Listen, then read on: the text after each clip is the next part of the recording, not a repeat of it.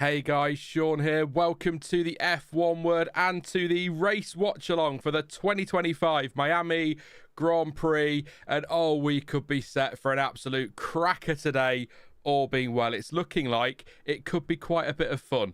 Not long, of course, to wait to find out. I hope you're all doing well today and have had a good weekend so far. Bank holiday weekend in the UK as well. Not that I can enjoy any of it, but I hope you're all having a good one out there. Hey to Anushka, to Gustav, to Collipop, to Kevin, to Lee, to Biker John, to Pascal, to Jay Webb, to Alfie. Hey Alfie, I think I said Kevin, I'll say Kevin again. Annette, good evening Annette, hope you're well, and yeah, hope you're having a good one this weekend and ready for what could be a cracking race. We've got a good grid as well, so I think this could be fun.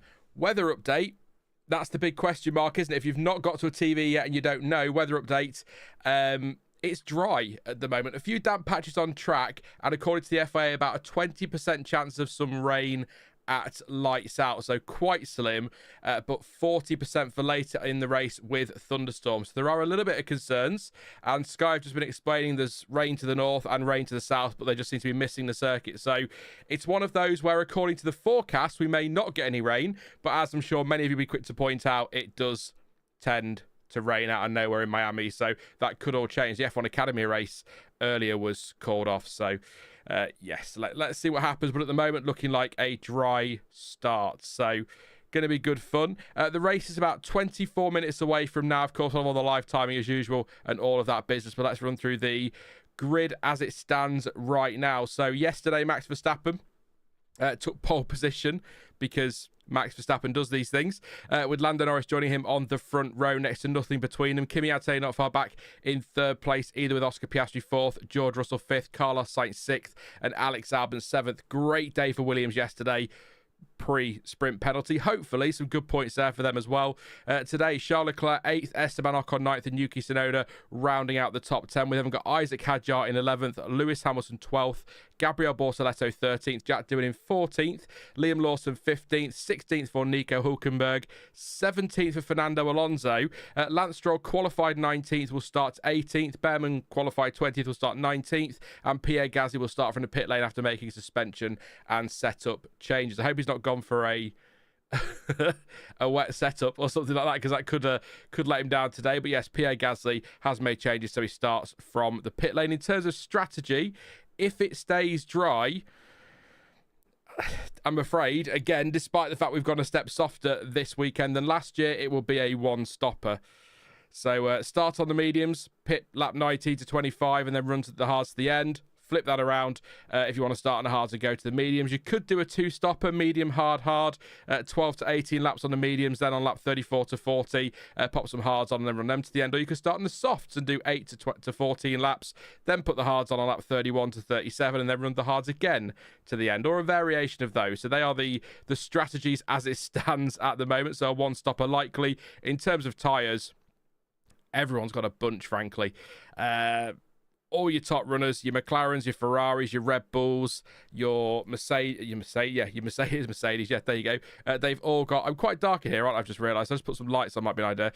Your Mercedes have all got two sets, as have Alpine, Haas, Williams and Sauber. Lots of mediums as well. Everyone's got some new mediums. Two sets actually for Tsunoda, so something to keep an eye on maybe later in the race. And new softs as well. Hamilton's got a set. 3 sets for Stroll, 2 for Alonso, 3 for Gasly. So keep an eye on that one. So there we go. I remember to put the lights on, but I forgot for the start of the stream. I tend to do that. So yes, very much. I'm missing Martin's grid walk, which is a real shame, because, you know, we enjoy the cringe, don't we, of a Martin Brundle grid walk in places like Miami.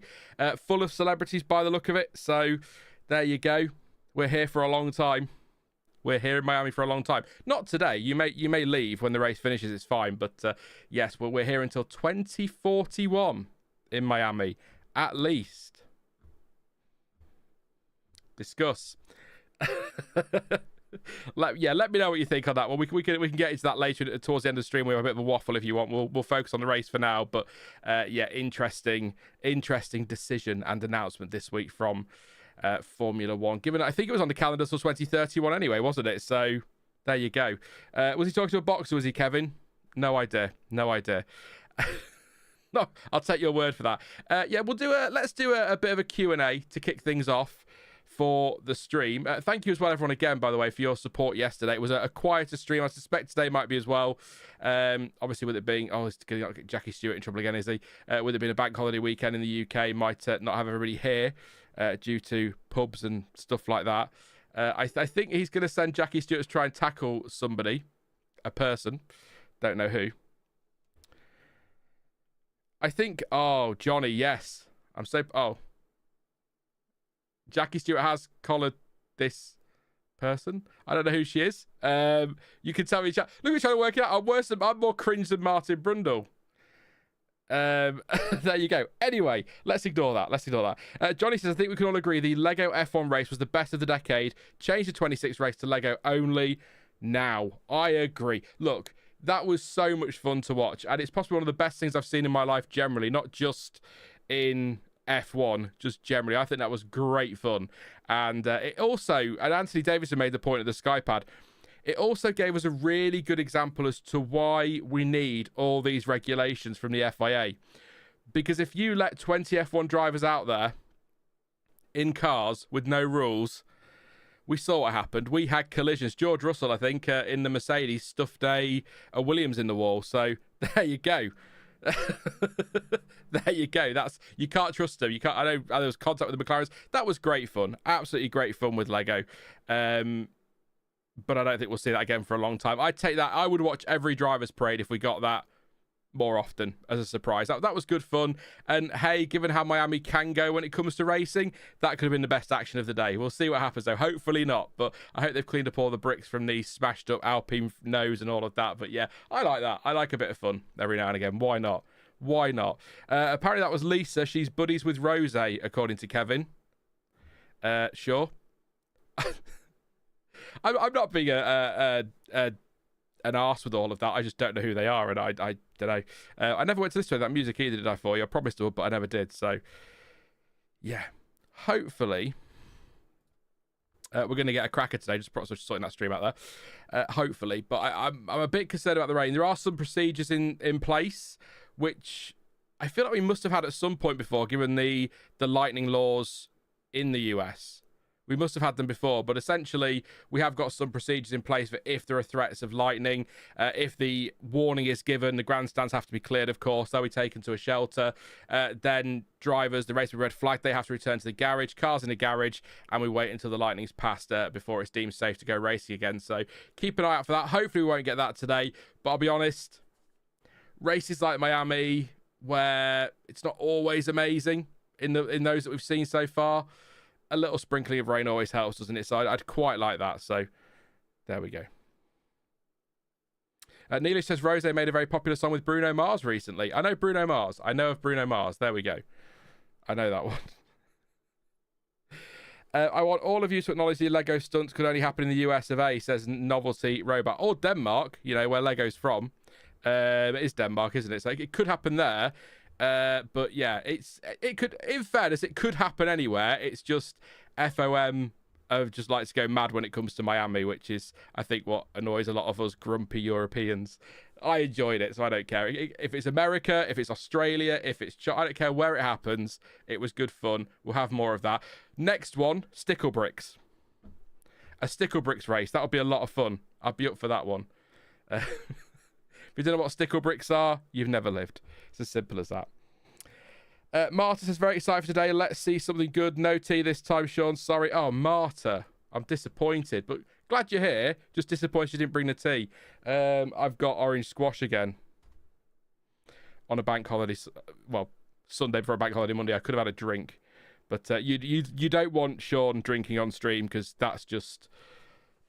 that's a disaster for everyone involved. Annette knows what Stickle Bricks are. Jolly good, and it is Lego. Lego's great. Lego's great. So, yeah, I thought it was good fun. But do you know what else as well? I noticed. Sorry, very quickly. I don't think the drivers stopped laughing all the way around, and I just loved that. That was good to see. But hopefully they've got that out of their system before the race. We'll see what happens into turn one. Interested to see as well what happens into turn one with the rules of engagement, if you like, given what happened yesterday. what do they call the driving standards? That's the one. So we'll see what happens this term on with the driving standards, and that whole thing for me, this driving standards thing, it's a bit weird. I can't wrap my head around it, because we've got these rules in place which say, you know, for example, whoever gets to the apex first, that's their corner, they've won it, so give up the position, basically. You've got to leave space for them. If your front wheel is alongside the wing mirror of the other car, then that's far enough alongside to warrant space. Or if Uranus lines up with Jupiter or something like that, all these rules in place. But actually, it's still quite a subjective call, isn't it? Because, and Martin Brundle's made the point in commentary before, when you sit and say whoever gets to the apex first, okay, define the apex. What's the apex to one steward may not be the apex to another steward. So we're not going to get consistency across this one. So it's something that I think still needs to be tightened up, but I'm not really sure, if I'm honest, what the answer is to tighten it up. I know some of you are going to jump in chat and say stick a wall there, but even on street tracks we're seeing the same problem with walls there. So it's not gonna solve that. So I think we need to tighten those rules up a little bit, or the FIA do, and we need to kind of get a definition of what the apex is. And maybe technology is the answer. Maybe we've seen in Miami and in other races this new drone cam we've got this year, the above the corner. We could have one of those stationed at turn one for race starts, for example, and then have a digital line across the track that defines where the apex is, or maybe make that decision a bit more definitive rather than where do you think the apex is. And I don't want to see painted lines all over the track just to do that, and we've got the technology that could tackle it. So it's an interesting conversation, I guess, that the FIA need to have with teams. But I guess with any kind of incident on track, it's always going to be subjective, isn't it? Because no two incidents are the same. You can't make a call identical every single time, because nothing is identical in F1. So we'll see what happens in the future, but I'm hoping we avoid that into turn one today, and I hope that comment ages like milk as well, because that could be quite a lot of fun into turn one. But yeah, an area that the FIA needs to keep working on, but glad they are addressing it. I'm just not convinced. I want to say arbitrary statements is probably the wrong word, but arbitrary lines like apex. I mean, what's the apex? Where is it? We need a definitive answer on that. So that's my take on it. I know not a conversation that needs to be had right now, but I thought I'd just mention it ahead of the race. So when I inevitably make a call as we watch a replay of Perez nearly creaming into Verstappen last year in Miami, or was that 23 in Miami? I can't remember now, but nearly took him out. Must have been last year, yeah. But yeah, just when I'm kicking off later about it again, just remember I said that at the start, and you can call me a hypocrite later. Tricky. Sophia says, hoping for a clean race today without crashes, but we are in the Miami, so who knows? Yeah.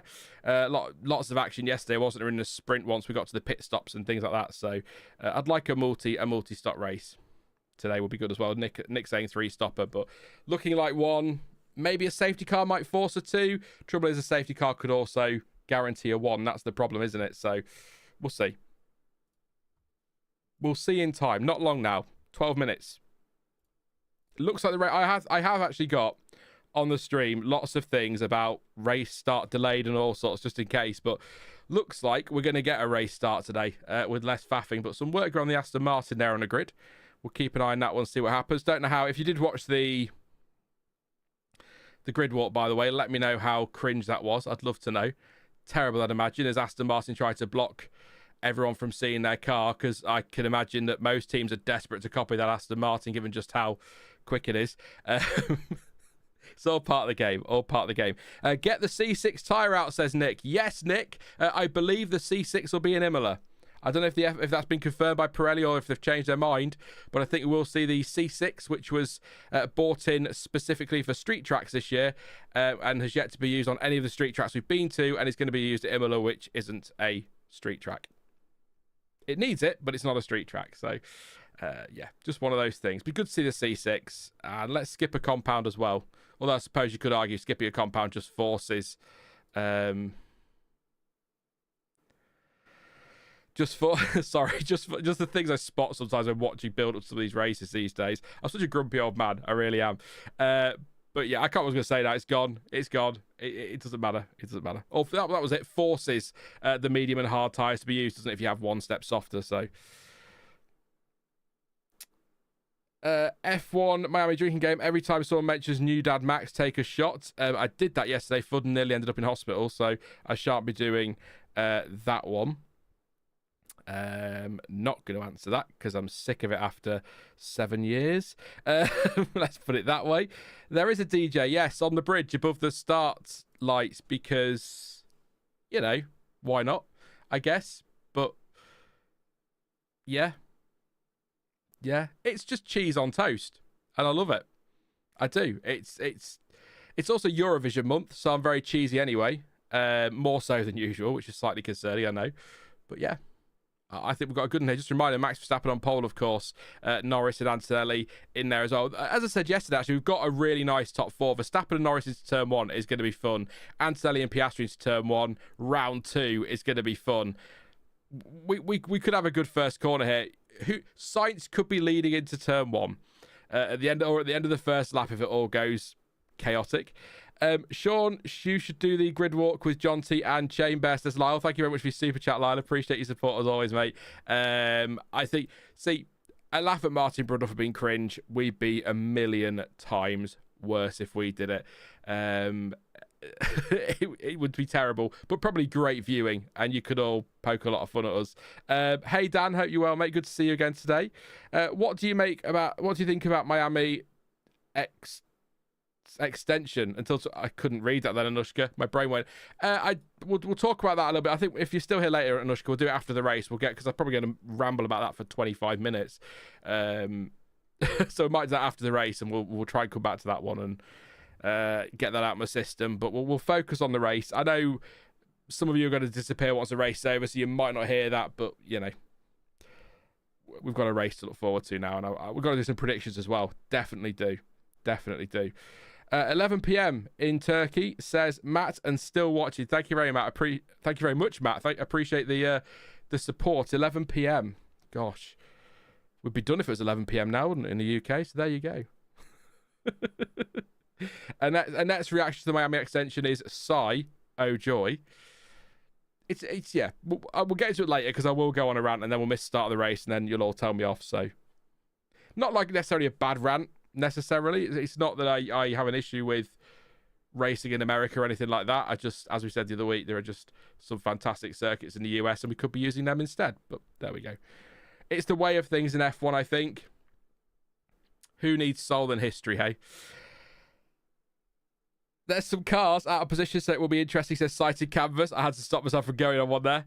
Yeah, who have we got out of position then? Let's have a look. Take sighted canvas's point there and have a quick look through. You could argue, I mean, they're not having a great season thus far. Couple of good weekends, you know, the sprint win and a podium. But Ferrari, you could argue a bit out of position there with Leclerc and Hamilton. But then if you look at the pace across the weekend, pre-strategy calls yesterday in the sprint, Williams have looked to have the measure of Ferrari, frankly. So maybe they're not out of position, but you could make that case. I think Tsunoda as well, probably better race pace. We saw it in the sprint yesterday. It was pretty quick, even once he got those tyres. Before he got the tyres changed over. So maybe someone to watch there. I don't think as many as I thought. To be honest, actually, sighted canvas, not as many. I suppose Piastri is sort of in fourth, isn't he, out of position?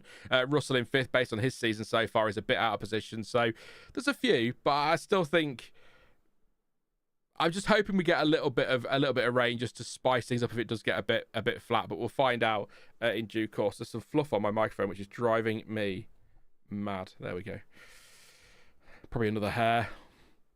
Can't keep losing him like this. It's crazy. If it rains, Carlton Lax might just get on the podium, says Sema Dragon. Could you imagine the scenes? Or both. Double podium. There you go for Williams. That'd be good. Get your predictions in, though. Your top three in the chat. I'll read a few out and give some shout-outs while we're doing them. Hey, James. Hope you're well, mate. Says good evening, F1 Word. Hope you're doing all right. Ready for the race. But, yeah, do get your predictions in. I am going to... What did I say? Verstappen, Piastri, Norris, I think I said, didn't I? With Russell as a contender on Thursday. So... Do you know, actually, it's really boring, but based on our prediction on Thursday, I don't see anything there that suggests that it might be Norris Verstappen, it might be Piastri Norris, it might be Verstappen Piastri, but I think it will be two McLarens and a Red Bull up there. So I'll stick with Verstappen, Norris, Verstappen, Piastri, Norris I'll go with from a top 3. That's what I said on Thursday. I'll stick with it. That's still very much possible. Deal with the bot. If I've just hidden you, Kevin, that was a mistake, mate. I promise. No, it's all right. I just hit Kevin. I'm at it with you, Kev. It's over, mate. The music's just kicking in now, so we are about ready to go. We'll switch over to timing in just a second. Footer's gone with Anthony, Russell and Sainz. Kevin says double podium for Williams. I think excited by that one. Gustav says Piastri win. Anushka says Verstappen, Piastri and Norris. Max wins if it rains, says what, you know who you are. You asked the question. You know who you are. If it rains, I think Max is favourite. Yeah, I would say. Norris, Verstappen, Antonelli says Nick. Verstappen, Russell, Antonelli for CPB. Pascal, Antonelli, Piastri, Verstappen and Sauber points. 13th for Bortoleto. It's doable from there. Verstappen, Norris and Russell for Dusty. Paula says Max, Ocon and Hulkenberg. James says if the rain coming later on the race, the driver will have to be very careful if the track gets damp late on. Interesting who hangs out on the slicks, actually, won't it, to be fair? Annette says Max, Piastri, Norris, and not because Sean said it. Yeah, all right, Annette. Yeah, I believe you. Copying me. Cheating. McLaren to cock up the pit, says CPB. 12.5% chance of rain, says Neelesh. I've got on the FIA system 20% now, 40% in about an hour. So, and it stays around 40 until late tonight. So we'll see. Kevin says I'm too ignorant to be a bot. Love that.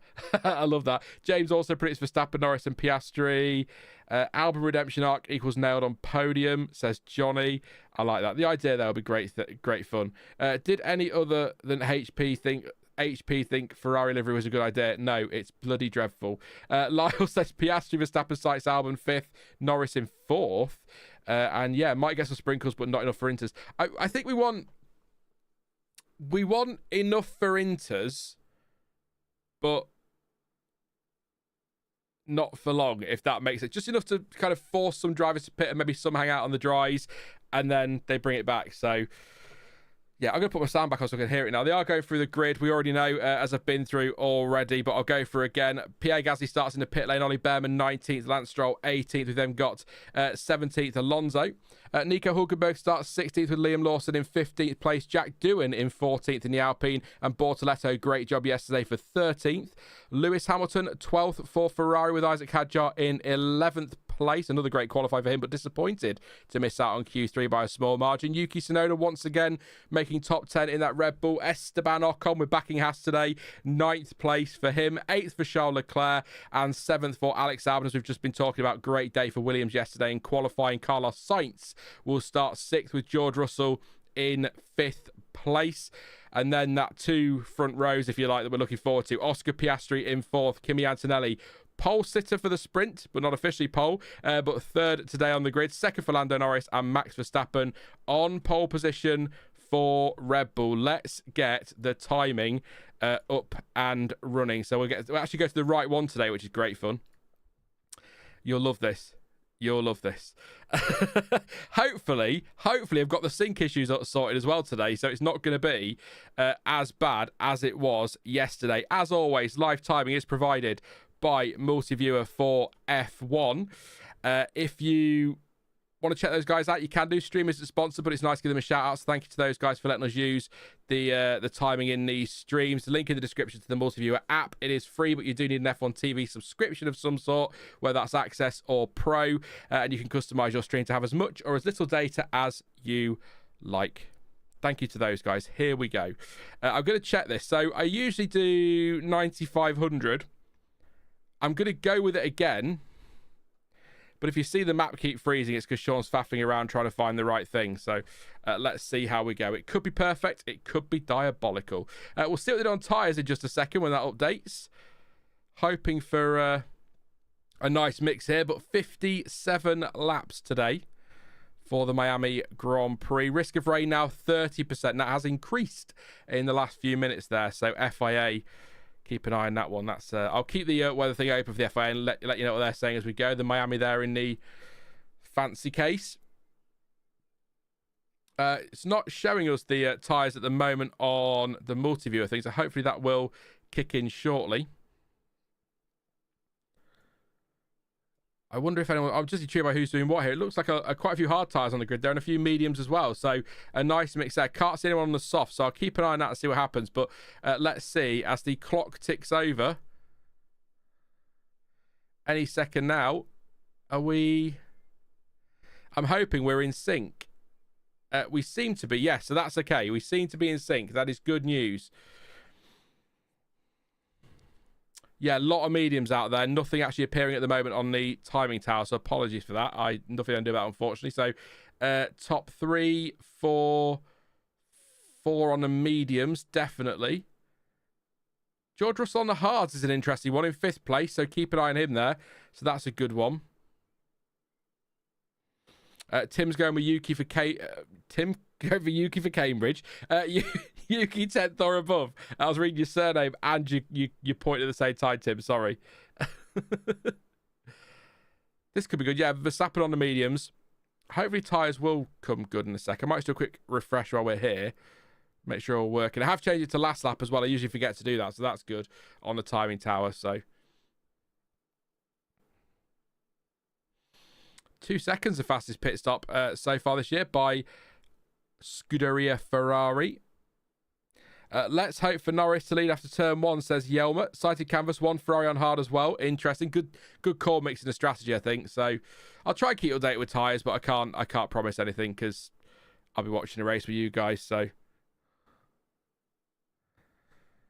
we might get some rain. We might get multi-stops, but we'll see what happens. I still can't believe 2041 for that contract extension, but there you go.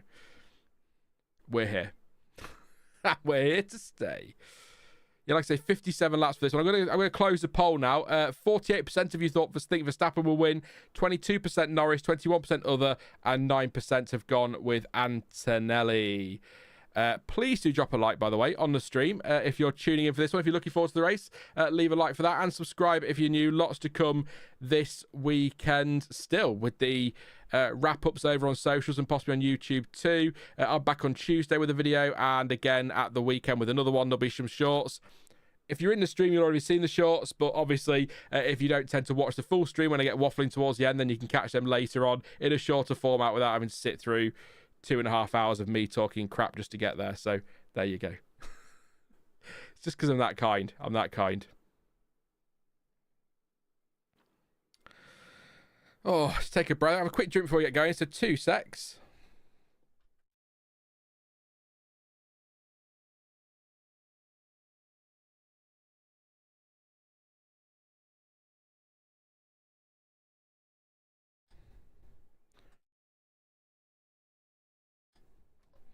A load of Bon Jovi puns there from Sky Comms, because, yeah. I don't know if they're going to be nice and tetchy with each other today. We might get a bit of an argument. We'll be able to watch it live and we can react to it together. Jesus Christ is here. Hello, Jesus again. Enjoy the race. I won't stay long as usual. Just here to bless the stream. Enjoy the race. Thank you, Jesus Christ. Appreciate it. And hopefully you're over your roller coaster weekend a couple of weeks ago. So hope all is well with you. Oh, I love you like you're mad. Here we go then. We are ready to go. Hopefully tyres will kick in shortly. But I'll count down the lights as always and give you some terrible commentary. So here we go. If we get there. 1 light, 2, 3, 4, 5 lights. Off we go in Miami. Pit lane exit is open, of course. Max Verstappen, good start. Lando Norris. He's come across to cover Lando Norris, who goes to the outside. Verstappen locks up and goes deep into the corner, which will let Lando through on the inside there. He's going to force him wide. It's elbows out already, and Norris loses a ton of positions as Max Verstappen, well, we'll wait for a replay before we go committing to anything there, but looked like he gave him a good squeeze there on the exit. Trying to recover from his lockup. Antonelli up to second place. Yellow flag in sector 4. Double wave yellows as well. Doohan and Lawson have been involved in something by the look of it, or at least Lawson, but they've both been cut adrift. So we'll see what happens in the replay in just a minute. But Max Verstappen there at what must have been about turn 2, 3 or 4, right around turn 3, wasn't it? Still a yellow flag, so we've got some debris. I think it's Jack Doohan going slowly around turn 6, and Kimi Antonelli challenging Max Verstappen. I've got a puncture, says Jack Doohan, so we'll see what the stewards make of all of that. Let me know what happens. Seven Dragon says called it, so there we go. But yes, wow. That's a dramatic start. Great start for Albon up to 5th. Shocker for Norris down to 6th for one reason or another. But we'll see. I'll wait for a replay on that before we commit to anything either way. But Max, to me, looks a bit all over the place after his lockup. And Norris tried to go what would be the outside of 3 and outside of 2 and inside of 3. And Max Verstappen decided, no, mate, you're not coming through there, as Piastri challenges Kimi Antonelli. Did Norris get any damage over the curbs? That's something to consider as well, isn't it? So, scruffy start there. Nick says, I love Max. Every time he makes a mistake, someone else pays for it. Oh, that's a big lockup for Antonelli, who I think has gone deep. Has he? No, he's okay. Well, he's gone deep, but he's kept the position in P2. What a scruffy start into turn 1 there in first couple of laps. So slippery surface in turn 3 still. I guess very green track, isn't it, with all the rain we've had? So it is going to be a bit of an unknown out there for these drivers. Not a lot of rubber down. No F1 Academy today because of the rain. So interesting.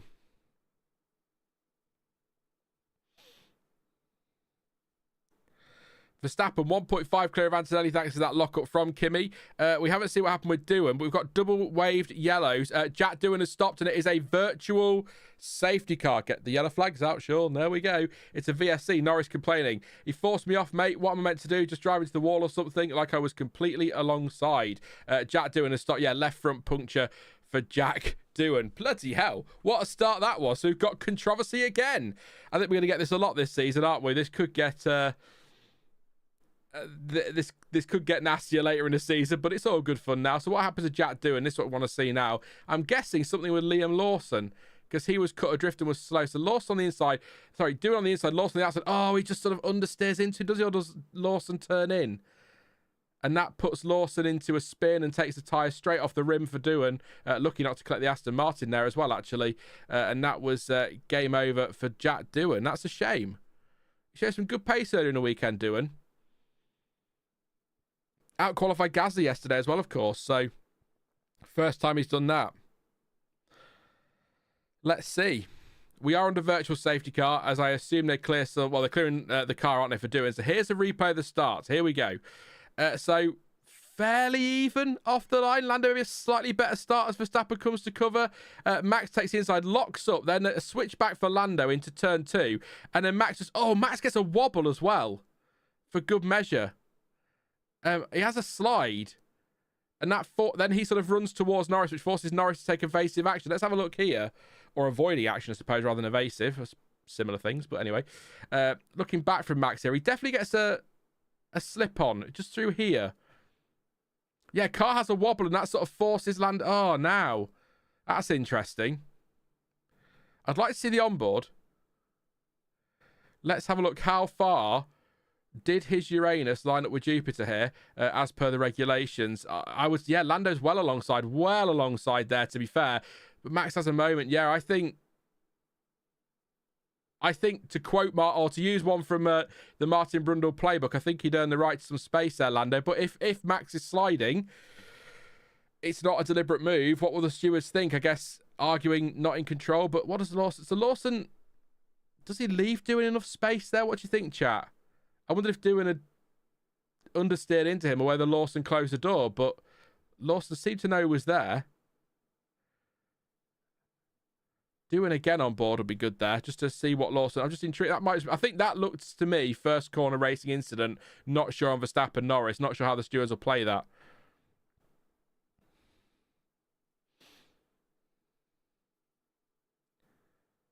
Ooh, yeah. I tell you what, I reckon Lawson's going to have... Well, he has got floor damage and side pod damage, but I think he's going to struggle here with that car. He's going to have a lot of damage that we haven't seen yet. We are about to go green again. Virtual safety car is ending. Ending. There we go. We are go again. Max Verstappen at 1.6 clear at the moment at the front. So what do you think, chat? We'll just see this restart through. But that's a tricky one to call. But going back to what I said earlier, it's going to come down to a subjective decision. So... it's under review according to Zach Brown, but there's definitely nothing there at the moment. Still no tyre information, so I apologise for that, but nothing I can do. Unfortunately, that is a multi-viewer issue, so we'll have to manage through that. We'll be fine, though. We'll be fine. It's not a TV broadcast, so...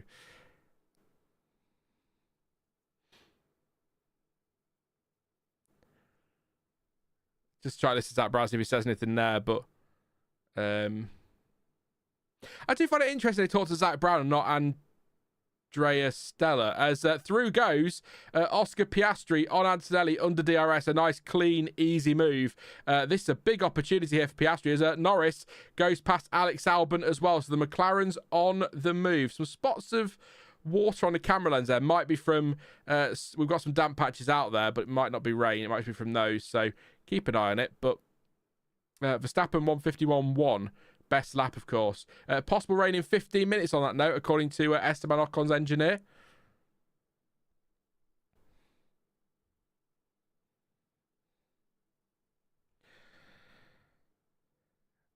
Norris was fully alongside the apex wheel-to-wheel, says Fudd. Doohan should have backed out. That was just dumb. The Miami curse is hitting hard this time. Where are we? Max will get a 5-second penalty because it's lap 1, says Fudd, but will easily gain that before the pit stop. Yeah. Watch here, Lewis Hamilton, I'm going to guess. Wheel to wheel through 19, and Hadjar just about hangs on to that position there, I think, unless he's going to go for it in turn 1, is Lewis. Round the outside of 1. He doesn't get there. Going to tuck back into 2. And Hadjar goes in deep anyway, and Hamilton switches back. There's definitely spots of water, I'm going to put it that way, on the camera lenses out there. So could again be just been kicked up from the track. But yeah. I kind of... We've got the Williams side by side here now, as Sainz goes past Alex Albon into 6th place. Is Albon okay? And his orange helmet there, but that's a couple of places lost now for Albon in relatively quick succession. So we'll just keep an eye on Albon's times at the moment. 33.0 last lap, Sainz 32.5. That's a big gap, isn't it? So in terms of lap time. So hopefully Albon's okay. Will be good to see Williams get a proper good double points finish again. Drivers within DRS, by the way, lots of them, basically. Yeah. Russell, Norris, Sainz, Albon, and Leclerc all with their DRS open.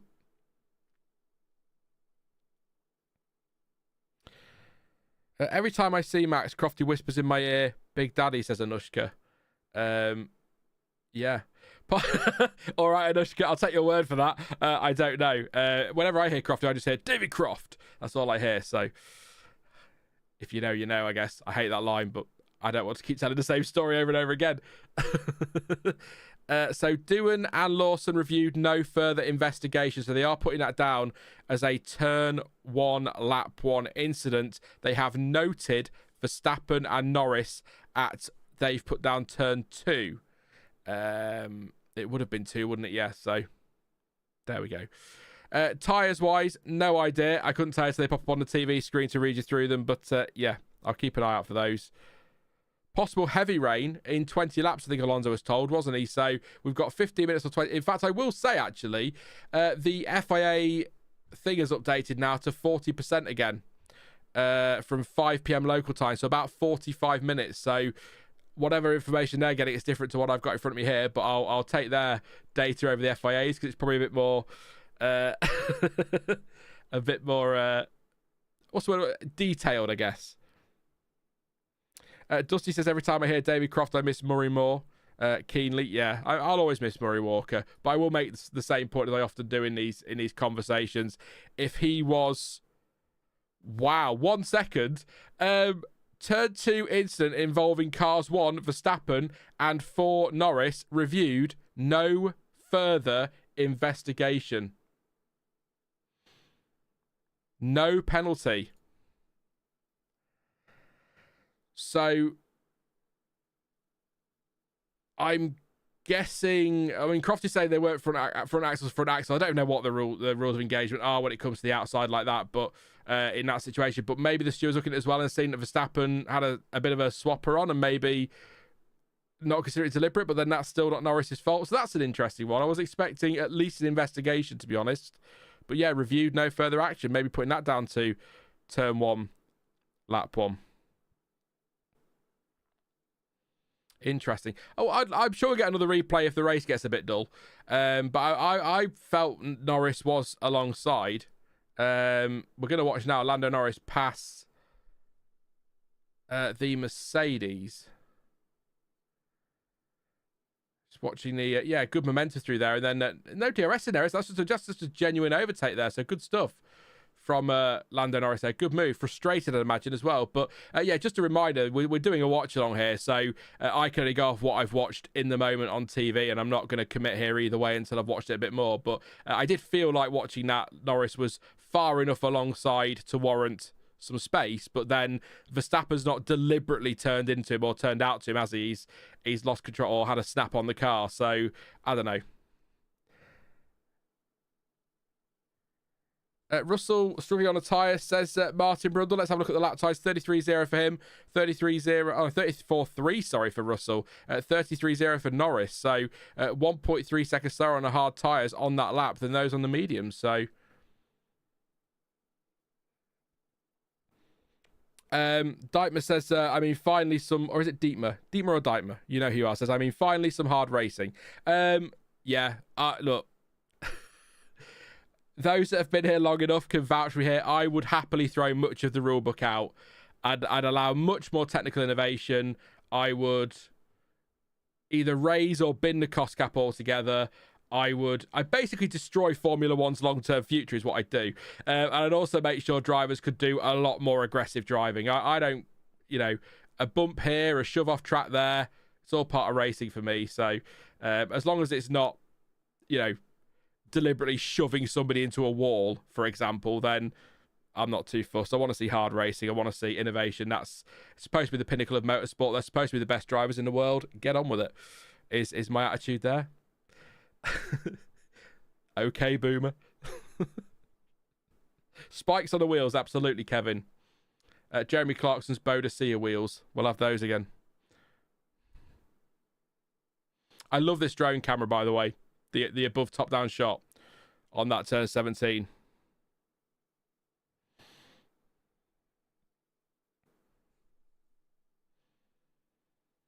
Nick says you'd be the best F1 dictator ever, Sean. I'm too apologetic to be a dictator of any kind, Nick. I'm always apologising for no reason. I'm one of those, so sorry about that. Lap 9 of 57, Piastri on the radio, rain expected, lap 14. I wish they'd make their minds up.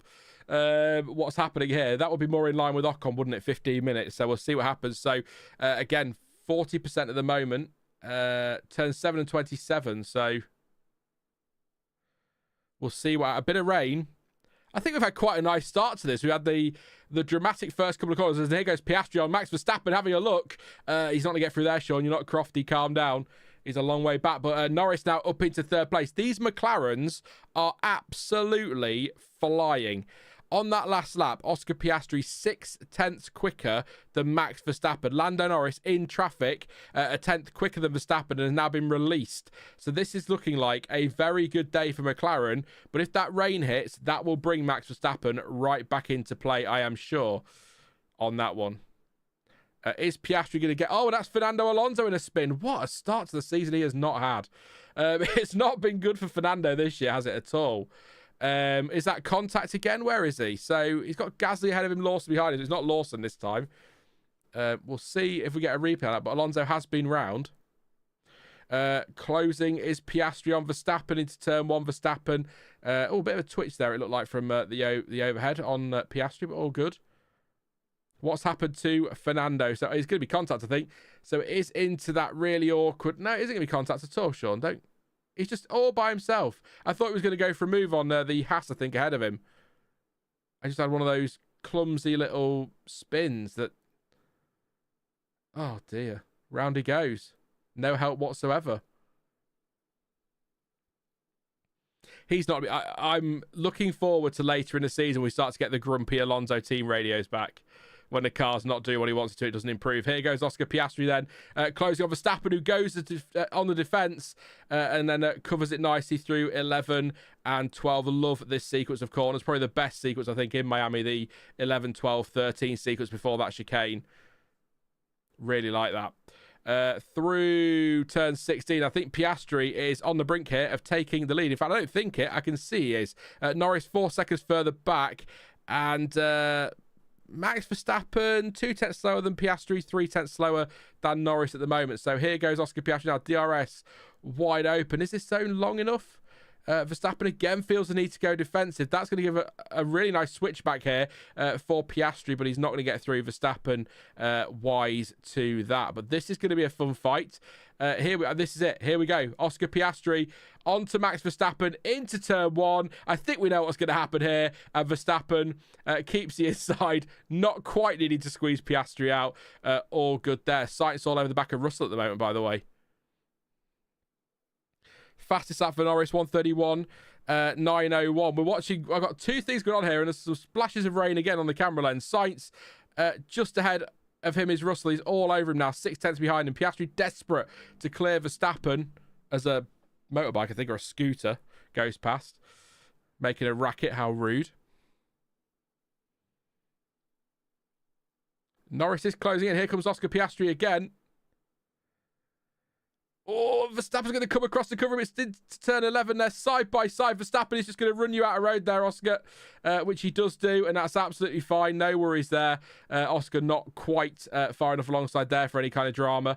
Moving on to braking, according to Sainz, Russell is. So keep an eye on that one if we get any more replays of that later. But yeah, Piastri is all over Verstappen here. He's hanging by a thread, as Nick says in chat.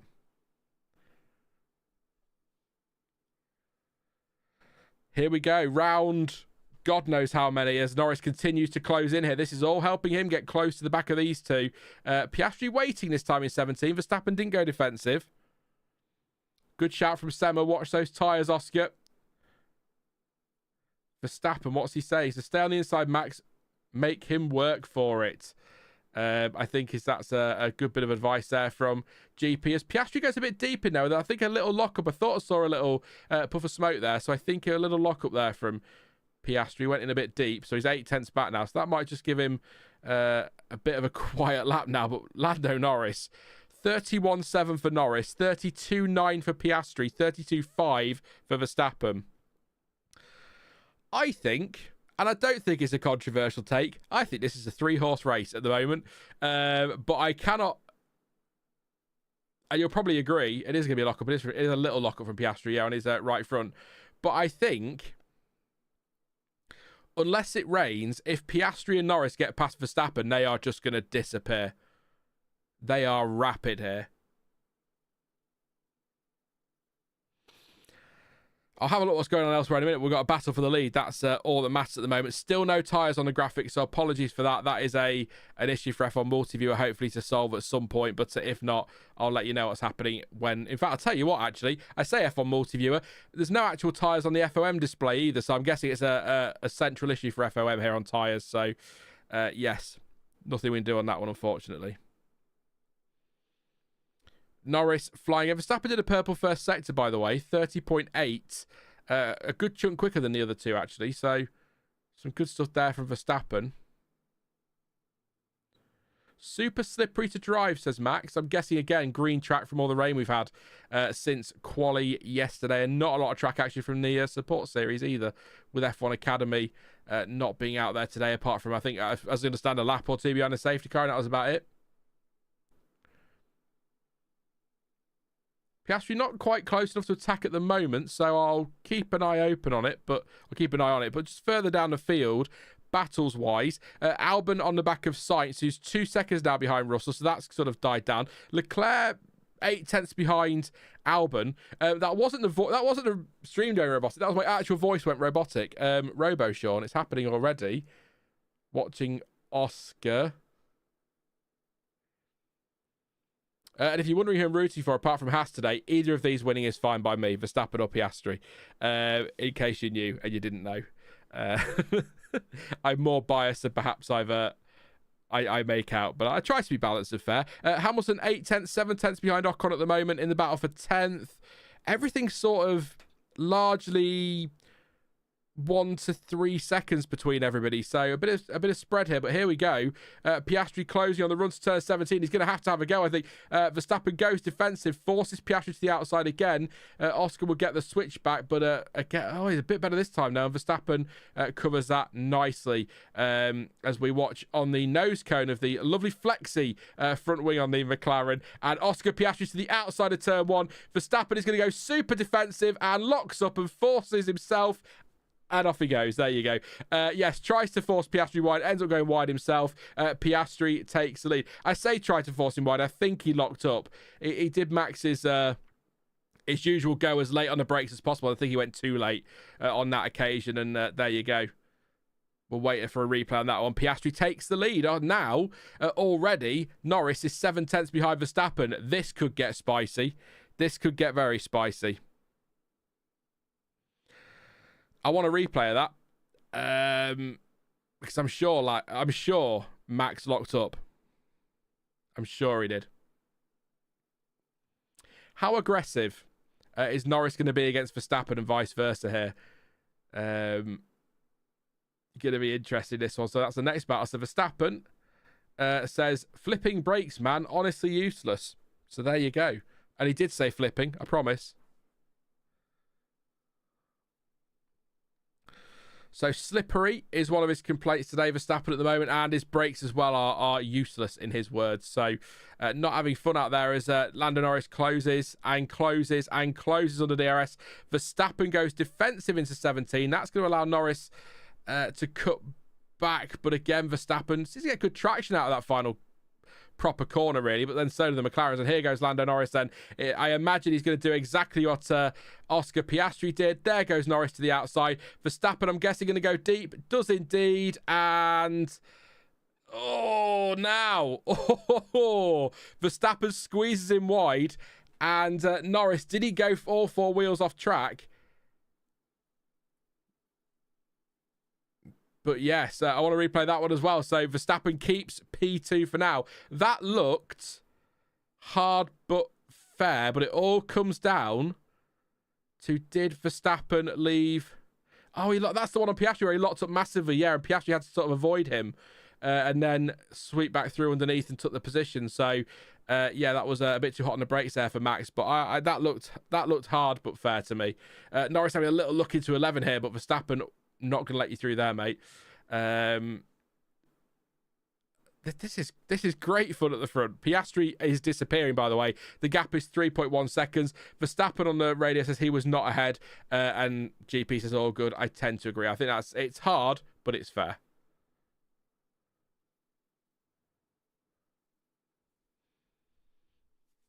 Here we go then. Verstappen closing in again under DRS. He's going to get close into turn 17. I imagine Max Verstappen will go to the inside. He doesn't, actually. He doesn't feel the need to defend this time. Was a bit more back to Norris, but they'll come through here. Both getting good traction out of 17 through 18 and into 19. DRS open now for Norris. This is going to be another fight into turn 1. Verstappen to the inside, Norris to the outside, and Norris going to try cut back under. Doesn't quite do it. Verstappen's quite clever through there, actually, I think. But again, twitchy though. That Red Bull from above, a bit twitchy through sort of turn 2 again. Unless that was just a really good exit from Norris, but I thought I saw a twitch. It could just be my eyesight. I'm getting old, so it's inevitable. I'm not ignoring your chat. I'll come to you in a few. It's just, as I'm sure you can understand, as an F1 fan, this is rather exciting to keep an eye on. So it's why I'm sat right on the edge of my chair rather than sitting back a little bit. I always sit pretty much to the edge, but yeah. This is just great fun. Here goes Norris to turn 11 again to the outside. Verstappen will cover the inside. Norris might... Verstappen goes a little bit deep, actually, but should be okay. It's tough to pass through here, but I do like watching cars side by side through those corners. I'm guessing, no... was that a back end out from Verstappen again? It's camera angles, I think, that are catching me off here. This is all over the place, all over the shop, are the words that Verstappen used. Love it. Great expression. Struggling with his car massively. Here we go. Piastri's 4.8 seconds up the road. Norris going to have another go into 7th. No, he isn't at all. Not close enough. I thought they were a bit further up the straight than that, but they're not. Norris, again, good exit from 17. He's going to challenge into turn 1 again. And I guess Verstappen will go to the inside to cover it. Norris will head to the outside. And then he'll shove him wide if he can. But no, not quite close enough this time, Norris. So might need to get clever here, a bit like that pass he made earlier in the race, Lando, on, was it one of the Mercedes? Just maybe catch Max out somewhere. That rain on the radar is very close to the circuit. It's not the letterbox they were describing earlier. This is the Norris and Verstappen one earlier on lap 15. Yeah, I think that's hard but fair. Yeah, Lando doesn't even go all the way off track, so yeah, that's fine. That's absolutely fine. No issue there at all. That's good racing by both, by the way, to be clear. We're watching picture in picture, and there goes Lando Norris now to turn 11. He's got the inside line, and we have to have that stupid little stinger. And he fought now. Hang on a second. Norris, I think that's a bit of a different situation. I think he's just forced Max off, but he went with him. Oh, and Verstappen nearly into the back of Lando at these chicanes. So super aggressive there from Lando Norris and Max Verstappen. So we'll wait for replay. Now, I think Norris went off track there. But again, reiterate, we're watching it live. We haven't seen a replay. He may not have done. That's just what it looked like from there. So he had the inside of turn 11, went for the move. Max will absolutely go for this. Into turn 17, does indeed, and forces his way past Lando Norris with a lovely move under braking, with a bit of help from DRS, and takes back second place. There is another detection point now. Who got the DRS? It is Lando Norris, who will come back into turn 1. This is fantastic racing. Piastri has buggered off. 8.1 seconds up the road as these two squabble. But this is a great fight for P2. And again, Norris much better through turn 2 than Verstappen. It could be the exit from 1 doing it, but he closes in. And this is, I really want to see the replay of Norris's one, but yeah. Sainz has been noted for leaving the track and gaining an advantage. I'll keep an eye on the rest of the field at some point, I promise, but it's all about winning, isn't it, in F1? So this is the battle for P2 and the challenge for Piastri, so we're definitely keeping an eye on this.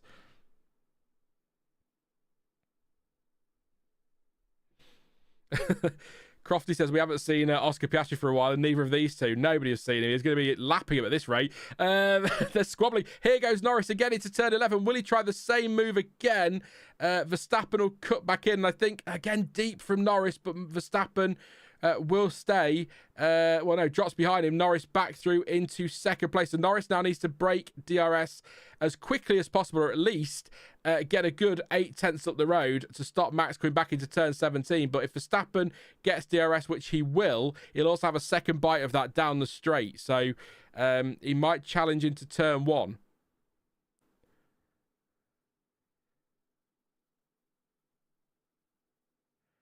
Yeah, not getting close enough there, Max, but he'll get a nice exit from 17 and might get a go into 1. I think Norris has this covered, though. I think Norris has got P2. He has indeed, unless Max goes just absolutely doesn't even bother with brakes into turn 1. I think that is probably it now. So now up for Lando Norris is Oscar Piastri, who's 9 seconds up the road. Yeah, so it was into turn... It's the turns... Is this the overtake itself? No, that's... Yeah, Norris saw 4 wheels off track there, so that would be... So did Norris give the position back then into turn 17? Or was it an over... Yeah, Norris... He's looking in his mirror, so I wouldn't... He doesn't defend, does he? So maybe Norris does give that back.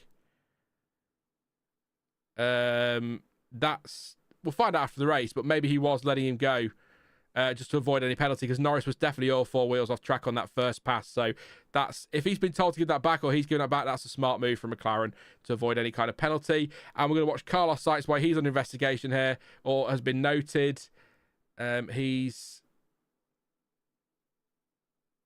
I don't know where he's left the track and gained an advantage. That looks okay. Unless I'm missing it. Norris has broken DRS. It's raining, says George Russell. We've had, if you're just tuning in, we've had a really, really enthralling first 19 laps. I've barely looked at your chat. Hope you're all still there. Hello. Do you know, the stream could have gone down through all that and I wouldn't have even bloody known. I could be talking to myself, which sadly isn't a rarity. But yeah, it's raining now as well, according to George Russell. He could be sweating, though. He could be sweating.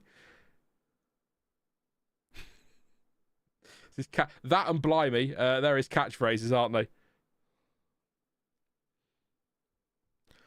It depends on the rain, I suppose, though, doesn't it? Nothing on the radars, nothing on anything really saying that it is raining or isn't raining, but it is 26.8 degrees air temperature, 38 degrees track, so it's going to dry quickly if it does come. Norris has been noted for leaving the track and gaining an advantage, but I think if he has given that position back, which I'm sure McLaren will argue, as into the pits comes a Sauber to get rid of their medium tyres and put on its Bortoleto to put on some hard tyres. So there we go.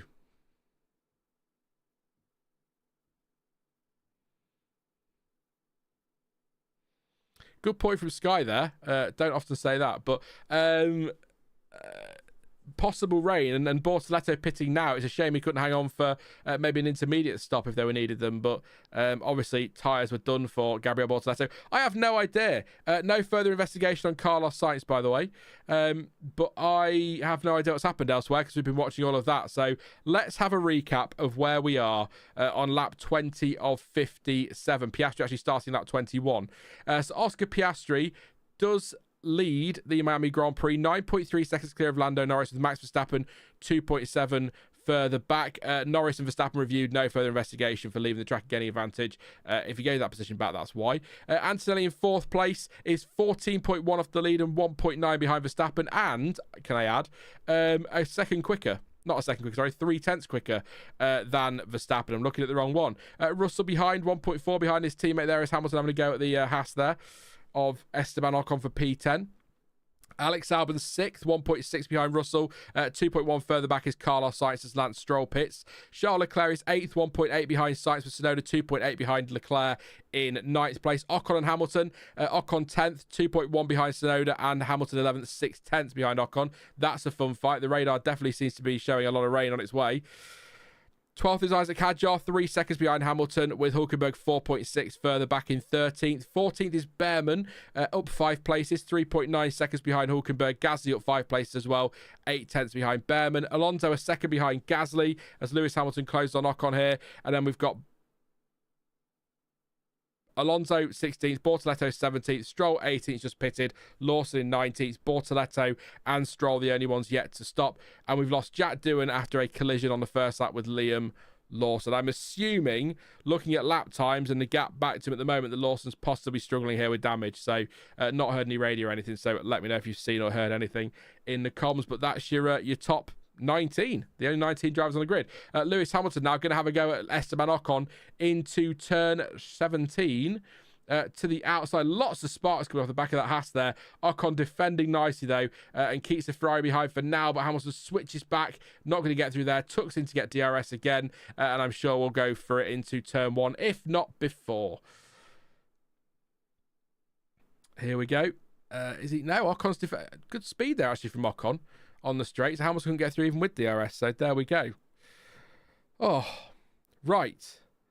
Hey, Hanny, hope you well. It's morning, everyone. 4 a.m. here in the Philippines. Oh, bloody hell. Thank you for getting up and joining me for this one. Good to have you here. Hope everything's well where you are, and it's you can go back to sleep after this, hopefully. And it's entertaining enough to keep you awake. That's good. Nothing worse than getting up and the race is a bit flat. So it's been great fun so far, and we've still got a long way to go. And rain absolutely on the horizon. George Russell reporting rain, but it doesn't seem to be doing an awful lot out there. So here goes Hamilton into turn 11 to the outside of Ocon. Hamilton fighting a Haas through 11, 12 and 13 in Miami. Where have we seen this before? Look at this. This is great stuff through this sequence of corners. Side by side, wheel to wheel, Esteban Ocon hangs on as they go into the chicane. That was great racing from both drivers. Really enjoyable stuff. Love that. It was proper wheel to wheel. 1 a.m. in the Maldives. Oh, I moan about 9:30. It's well past my bedtime. Here goes Hamilton, though. Going to get it done, surely, into turn 17. And does indeed. And Esteban Ocon concedes that in 11th place. Hamilton into the points. But that was great fun. We'll have some replays of that, please, for that little sequence of corners.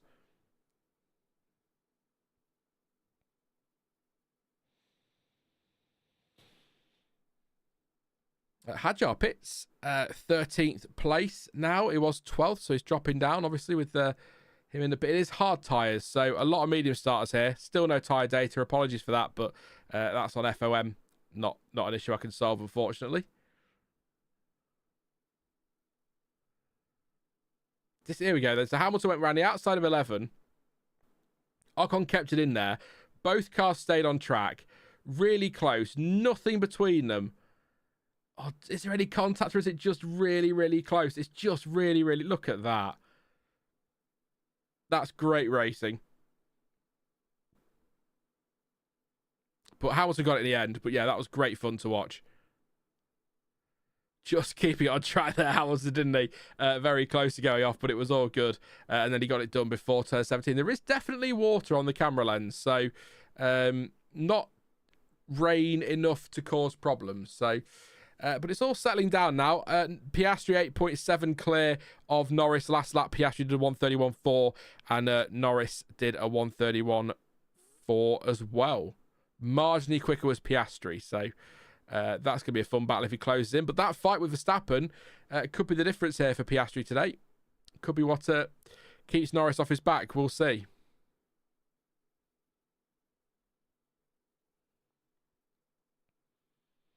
Really Big says this is unwatchable. If you're talking about the race, it's great fun. If you're talking about the stream, then go watch something else, mate. I'm not going to force you to be here. Apologies you don't enjoy it, but yeah. It's not compulsory. It's totally optional.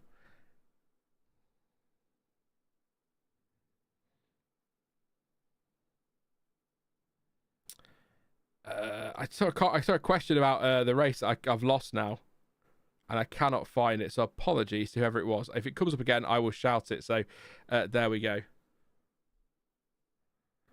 Yeah, McLaren. I did say, didn't I, Nushka, if they got in the lead, it'd be game over. So Piastri up front, Norris in P2, 8.6 the gap, and 6.8 already back to Verstappen. Yeah, so it is. It is McLaren's day by the look of it, unless we get some rain or a cheeky safety car to help Norris win.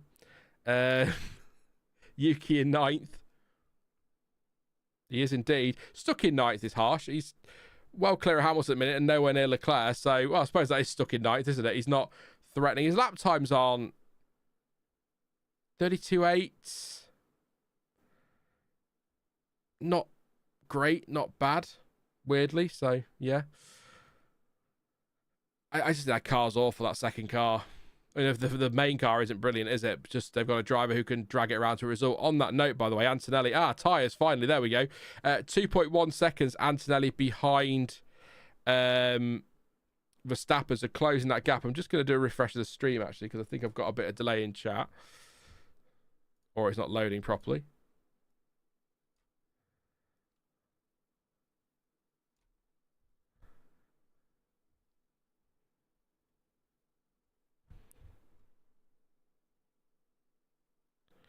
So I'm just dealing with bots. I'm not ignoring everybody, just dealing with bots. There we go. That's that one sorted. Yeah, totally optional is my go-to with that one, because it's just one of that. Yeah, just one of those things. The kind of people that moan about watching a stream and not liking it, the same people that turn BBC One on when the TV comes on and can't change channel, so they have to watch everything on it because they can't work out you can watch something else. So always appreciate feedback, but unless you've got something more constructive than unwatchable or the audio, then that doesn't help me, so it's pointless. So go watch something else. I'm sure Watercolour Challenge is on somewhere for you. It's fine. By the way, Watercolour Challenge is a great show. I don't know why I use that as a dig. It's a great show. It's good. It's good stuff. It's painting. Antonelli pits on lap 26. He'll drop through the field now. First of the front runners, I believe, to pit. So also followed in by Carlos Sainz. Hard tyres. Oh, that's a slow stop for Antonelli. Or waiting. Was waiting for the Williams. I think... Yeah, he might have been okay there, but we'll watch a replay. That was a long wait for Antonelli, so that could cost him some time here.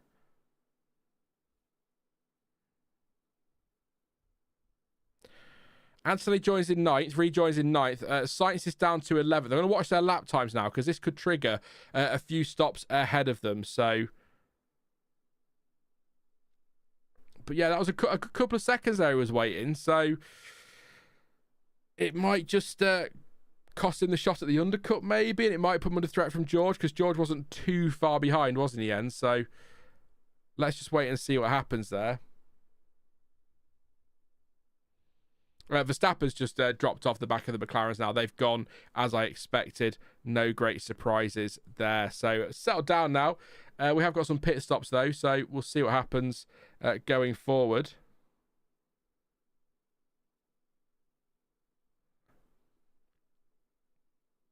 Verstappen told to pit box for a set of hard tyres by the look of it for Verstappen.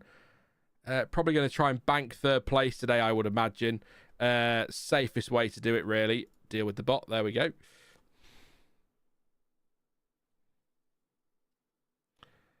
Just covering Antonelli there. That 2-second delay will have been a big boost. 2.7 seconds there for Verstappen. Tsunoda up to 5th place, by the way, through the pit stops at the moment. Albon in as well. He's going to drop through a little bit. Will Antonelli get ahead of him again? He is going to, but it's a bit closer than I think Antonelli would want it to be. In fact, they're side by side on pit exit, and Antonelli just stays ahead there. Albon not going to get through, so that was a bit tighter than Antonelli would have wanted, but he is now 3.1 behind Verstappen. I'm sure he was about 1.9 behind, wasn't he? So, yeah. Good shout. No rain coming. May as well box. Pit? Box. Yeah, there we go, Sean. You got there in the end. Hey, Sean, try English.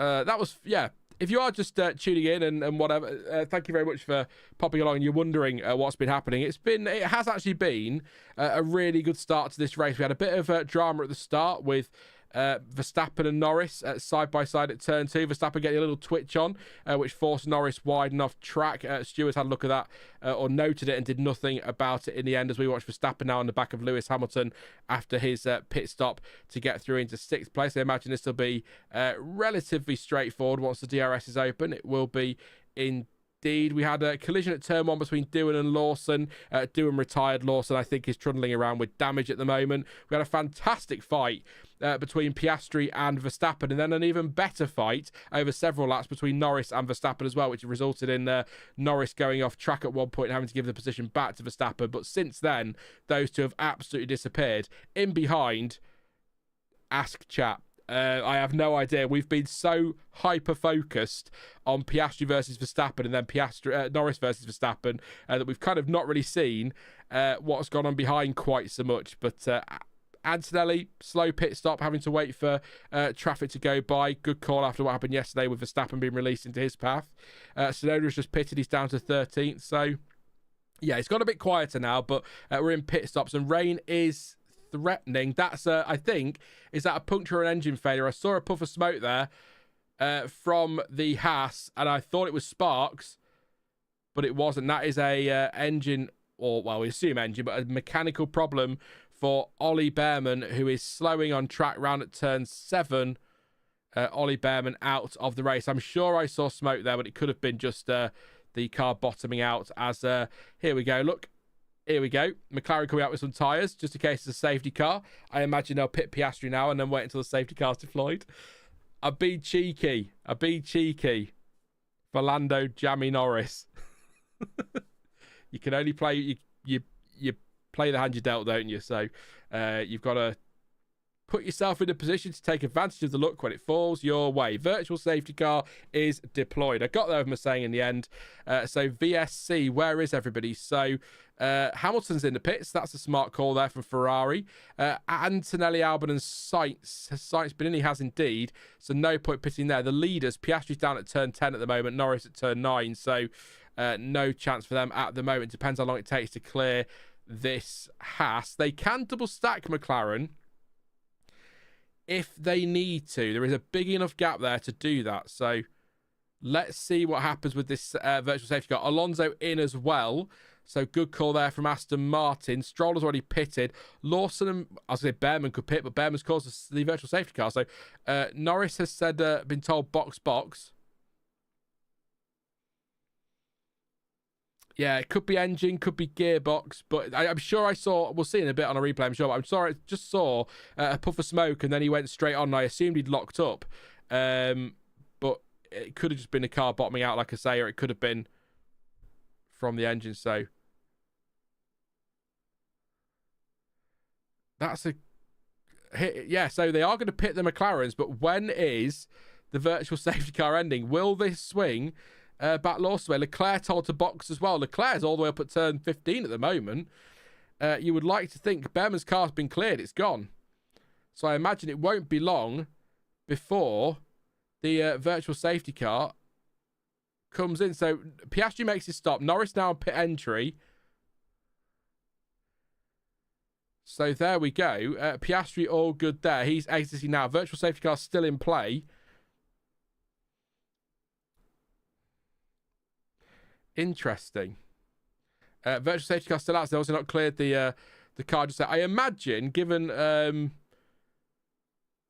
Ferrari's look and Leclerc's look, the safety car will end just as he enters the pit lane. So Leclerc now on pit entry. Russell pitting as well.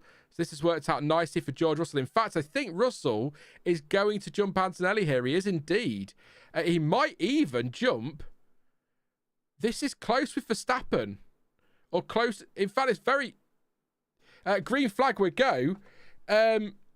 And George Russell has jumped Max Verstappen as well. That's worked beautifully for George Russell. And Charles Leclerc, the safety car did end while Leclerc was in the pit lane. I did tell you that was going to happen. And there we go. So Russell has jumped Max Verstappen and Kimi Antonelli with that virtual safety car pit stop. Great timing by Mercedes and for Mercedes there. So there we go.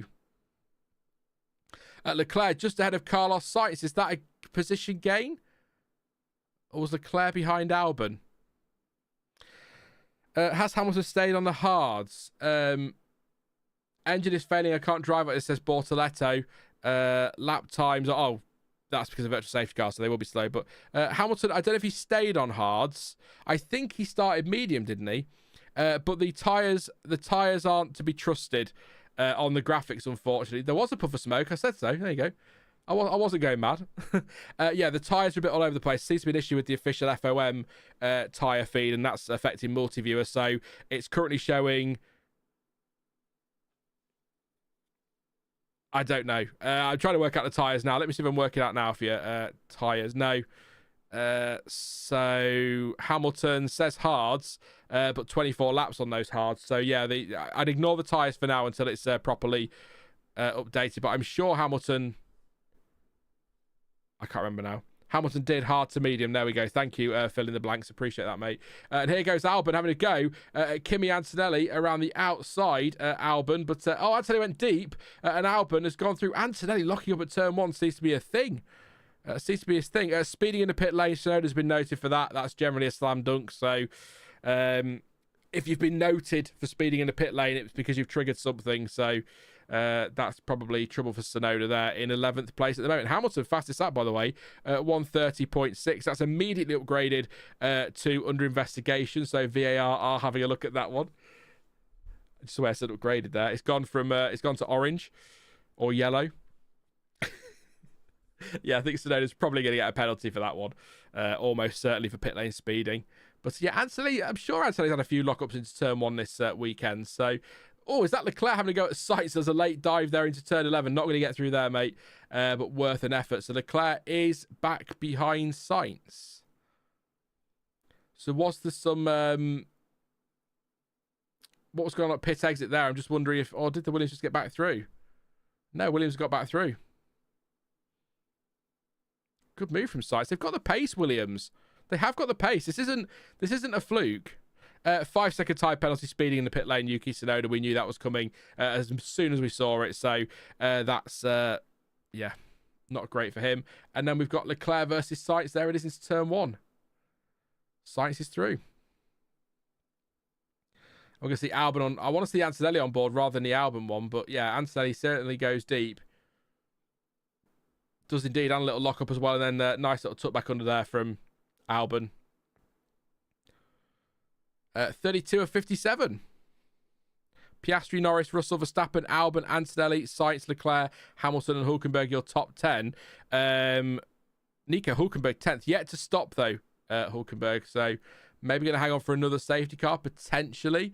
Up front, 7.3 between the McLarens. Russell 16 seconds behind Norris and 23 off the lead.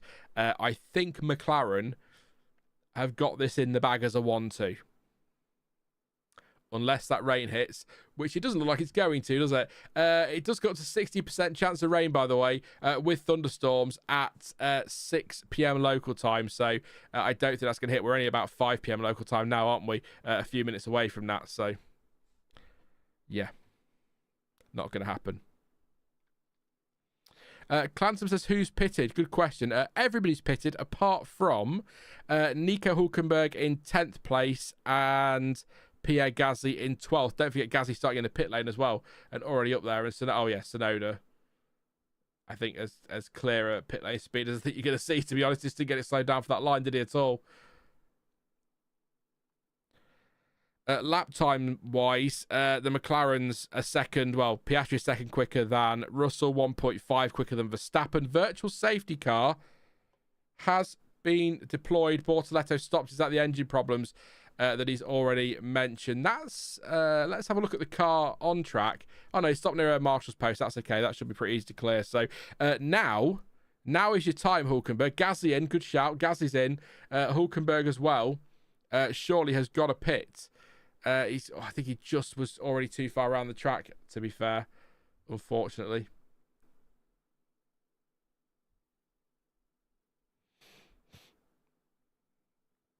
Gasly then will rejoin 14th after his virtual safety car pit stop. So good timing there for Gasly.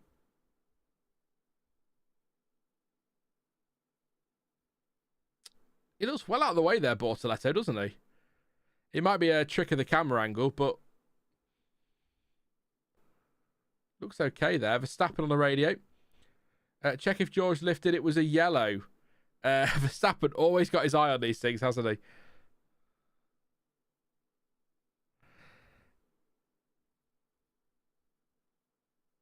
Well, we'll not be able to tell that without the data, will we, realistically, unless he keeps it planted, obviously. Yeah, I'd like to see where Bortoleto is at a better camera angle there, because he looks well out of the way, but I suppose they've got to get him behind the barrier still, haven't they? Virtual safety car ending, there we go. It's going to be over. Hulkenberg is not be able to take advantage of his teammates' virtual safety car, unfortunately, for him, because he's still round at 16. We are go again. And now, Charles Leclerc all over Carlos Sainz with a much better restart here. DRS is enabled, but it's not going to count down there because they'd already missed a detection point. Sainz on the inside, Leclerc to the outside, former teammates. And they're still side by side. Leclerc so close to the wall. And they're still side by side through 19 as well. Leclerc will get the DRS now to help him get the move done. And that's surely Leclerc's corner now. Deeper. Oh, and Hamilton's going to take them both. Is he? Not quite. They went in deep. Leclerc and Sainz went in deep. Hamilton switched back under and very nearly got his teammate as well. But did get Sainz. So the Ferraris up to 7th and 8th. Leclerc ahead of Hamilton. Sainz down to 9th. Much better restart there from Charles Leclerc on Sainz. That was fun. So here goes Charles Leclerc to the outside of turn 17 on the replay. So stays there. I thought he was going to brake early and tuck back under, but he goes a bit late on the brakes. Stays out wide. Sainz puts the squeeze on, leaves him enough space. Leclerc so close to the wall. Then keeps it in there through 18 and the start of 19. Then gets the DRS and just slides past quite nicely. And then they're going to go in deep, which they do, which allowed Lewis Hamilton to sweep past Carlos Sainz. And wasn't far off having to go at his teammate in the end. Nice move. All done. Albon's still 5th, by the way, in that Williams. And pace is very good, actually. I'll wait till they're over the line in case I'm wrong, but yeah, 130.6 for Albon. The car behind is Antonelli on a 130.8. The car ahead of him is Verstappen on a 130.8. At the moment, Albon just starting to close that gap on Max Verstappen ahead. Some good pace from that Williams all weekend. And Norris on a purple first sector, by the way. 7.4, the gap at the front. Piastri to Norris. Piastri just passing Lawson, who I think somebody in chat actually. Where are you? Sema says that Liam must be bored. Yeah. He looks bored. I imagine. Trundling around, just being lapped by Piastri, soon to be lapped by Norris. He must have damage, right? Have we had that confirmed at all by anybody on comms or anything? But he's got to have damage from that first corner thing. I mean, his car it got some air, didn't it, at one point? So very lonely, yeah, very lonely. Any chance Russell put the mediums on too early? Let's have a look. Where are we? Lap 36. No, they should go to the end from here. Yeah, they said lap 32 to 38 for mediums for a one-stopper, so they can go to the end from here. According to Pirelli's data, of course. That's different here, so he should be okay. Sighted canvas has definitely damaged reputation, lols. Liam Lawson is going to go the same way as a lot of the drivers who got booted out of Red Bull. He's going to struggle to start with, and then he'll either get ditched from F1 or he'll do something like an Albon or a Gasly and find a seat somewhere else and actually do a really good job. It'll be one or the other. He'll never be back in that Red Bull. I don't care what Red Bull say. We've had this before. Oh, you never know if he finds his feet again. You know, he's still part of the programme. There seems to be this thing where once you've had your chance at Red Bull, that's it. So he'll either be in F1 next year or he won't be. I mean, that's insight for you. That is analysis. He either will be on the grid or won't be, which is the case, by the way, for literally every driver out there. They either will be or they won't be. So there you go. You're very welcome. That's why you're here, my expert analysis. Oh, I'm just a fan. That's it. No more, no less. And an idiot, I suppose, so a bit more. An idiot fan. There you go. Ocon 13th. We're watching picture-in-picture as the Ferraris do battle for 17th. Not quite. 7th and 8th. It feels like 17th and 18th sometimes, but yeah, 7th and 8th. What we got going on down the field then? So the McLarens are gone. We know that. Verstappen, a good chunk quicker that lap than Albon. So Albon, a bit of a scruffy lap, actually. A little bit slower than Antonelli that time around as well. So behind all of them lot, Sainz 1.2 behind the two Ferraris. Tsunoda still a 5-second penalty to serve, so currently would end up 13th if the race finished now. Hulkenberg yet to stop, the only driver yet to do so. Ocon on the back of Hadjar. Oh dear. Howard says, do you just want me to sit here for the whole race? And he was told, I'll come back to you. So, you know, we are checking. As Hulkenberg pits, down to 13th place now, or 14th place now. Gasly up to 13th. He's one to keep an eye on from the pit lane, is Pierre.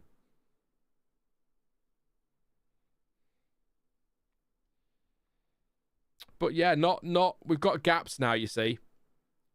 6.7 between the leaders, 21 seconds back to Russell, 2.5 back to Verstappen, 5.2 to Albon, 2.2 to Antonelli, 5.5 to Leclerc, then it's only half a second back to Hamilton, 1.4 to Sainz, 4.7 to Tsunoda, 3.6 to Hadjar, then you've got 7 tenths back to Ocon, 7.7 to Gasly, 9.3 to Alonso, half a second to Hulkenberg, 1.2 to Stroll, and Liam Lawson 31.1 seconds off the back of Lance Stroll, and Lawson pits, I'm guessing, to retire. So maybe a bit of data gathering as best he could out there, or just some experience for Lawson, but I imagine he will be retiring, and that'll be it for him as Alonso is passed by Nico Hulkenberg. Hamilton's still in the back of Leclerc here. I think Hamilton wants to be like, so Hamilton on the mediums, Leclerc on the hards. I think the tyres have now officially updated. They seem to have.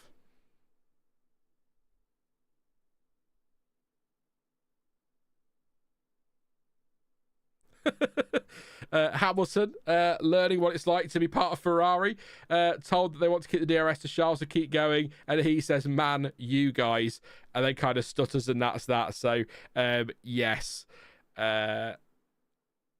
welcome to Ferrari, Lewis Hamilton. There you go. That's all I'm gonna say. At least they weren't just checking. That's the most important thing.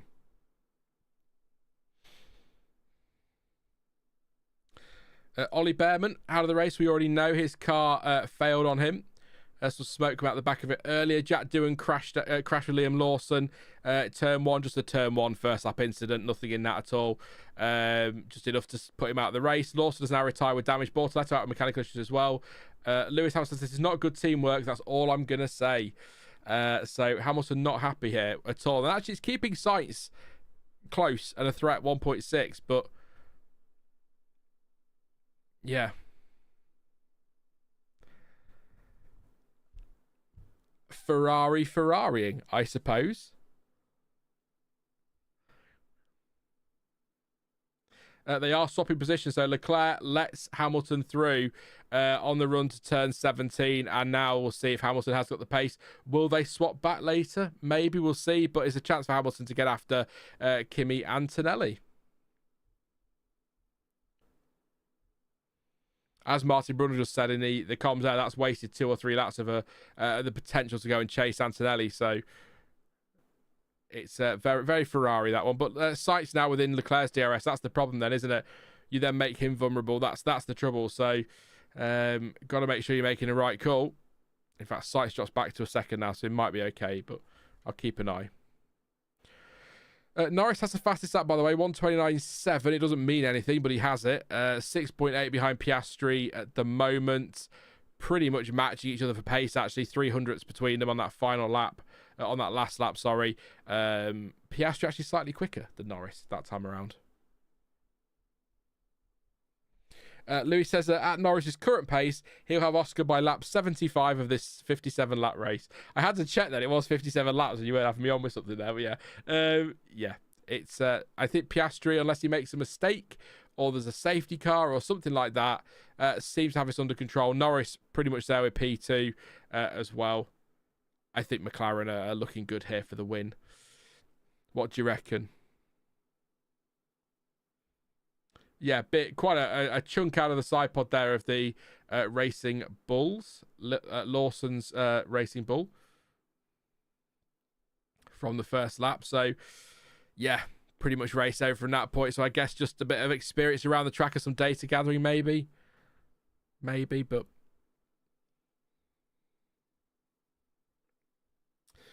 Dan says, wow, Ferrari did something correct. It must be a blue moon. Yeah. It's a miracle. It's a miracle. It's the right call. Hamilton was clearly quicker, and he's 1.3 seconds clear of Leclerc already. 4/10 quicker on that last lap as well.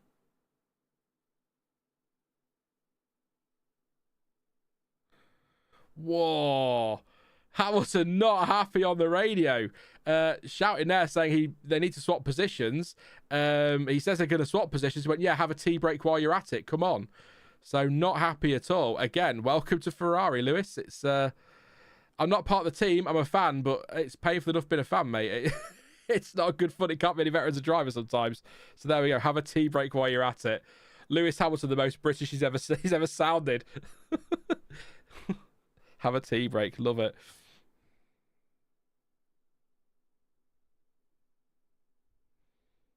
Adam says, off for a nap. Already there. Adam not enjoying things, maybe. It's the HP sponsorship works for a while and then the ink is empty. Yeah. Have they subscribed? Good point. Good point, Daniel. Have they subscribed? If they haven't, their ink won't work, if we believe what people say. I don't know if that is an official thing. It's something I read on the internet, so it's probably a lie. Let's face it, it's the internet. But, you know, if they're not subscribed...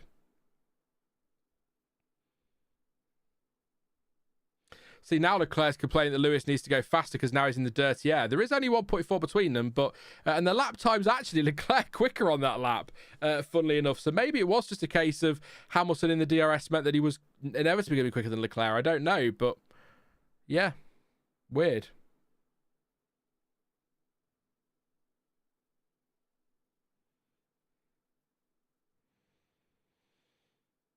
Very strange. Anyway, sorry, I went a bit quiet. I was trying to work out. Yeah, it's thank you, Adam. I appreciate that. It's to be fair, the first half of this race was absolutely brilliant with the yellow flag infringement noted by for Gasly, with the battling between the McLarens and Verstappen and a couple of incidents as well, and some great scrapping that we saw elsewhere. But Sainz is well noted for a yellow flag infringement, so I wonder if we had some speeding under yellows. But yeah, it's definitely settled down, hasn't it? That's the phrase. Another Martin Brundle one for you there. It's settled down. It's this is what I was expecting from Miami. That first half of the race, I wasn't expecting that in Miami. So it's still better than some we've had here. Although this is only the fourth one, so not really much of a sample size there. But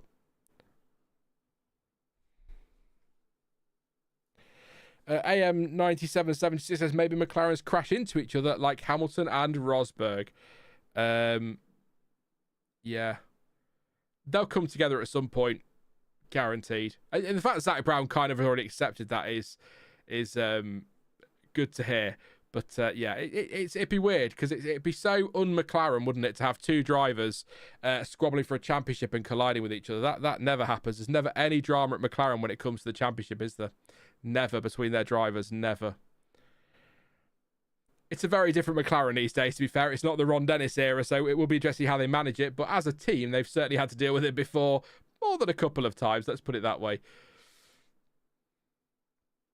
It all adds to the fun. If we're going to have McLaren domination at a weekend like this, for example, or today, let's at least have them battling for the championship. And then at least we'll get a Rosberg-Hamilton battle or a Senna-Prost or a Hamilton-Alonso. Or, I mean, a Hamilton-Alonso won't be good for those who maybe don't want McLaren to win the title, because it might allow Verstappen to slip in and do a Raikkonen in 2007. You know, while you lot are falling out amongst yourselves, I'm just going to go about my business and nick the title. Thank you very much. 1 point done. Leclerc says I'm stuck now. I assume he's talking about behind Hamilton and not stuck somewhere else random.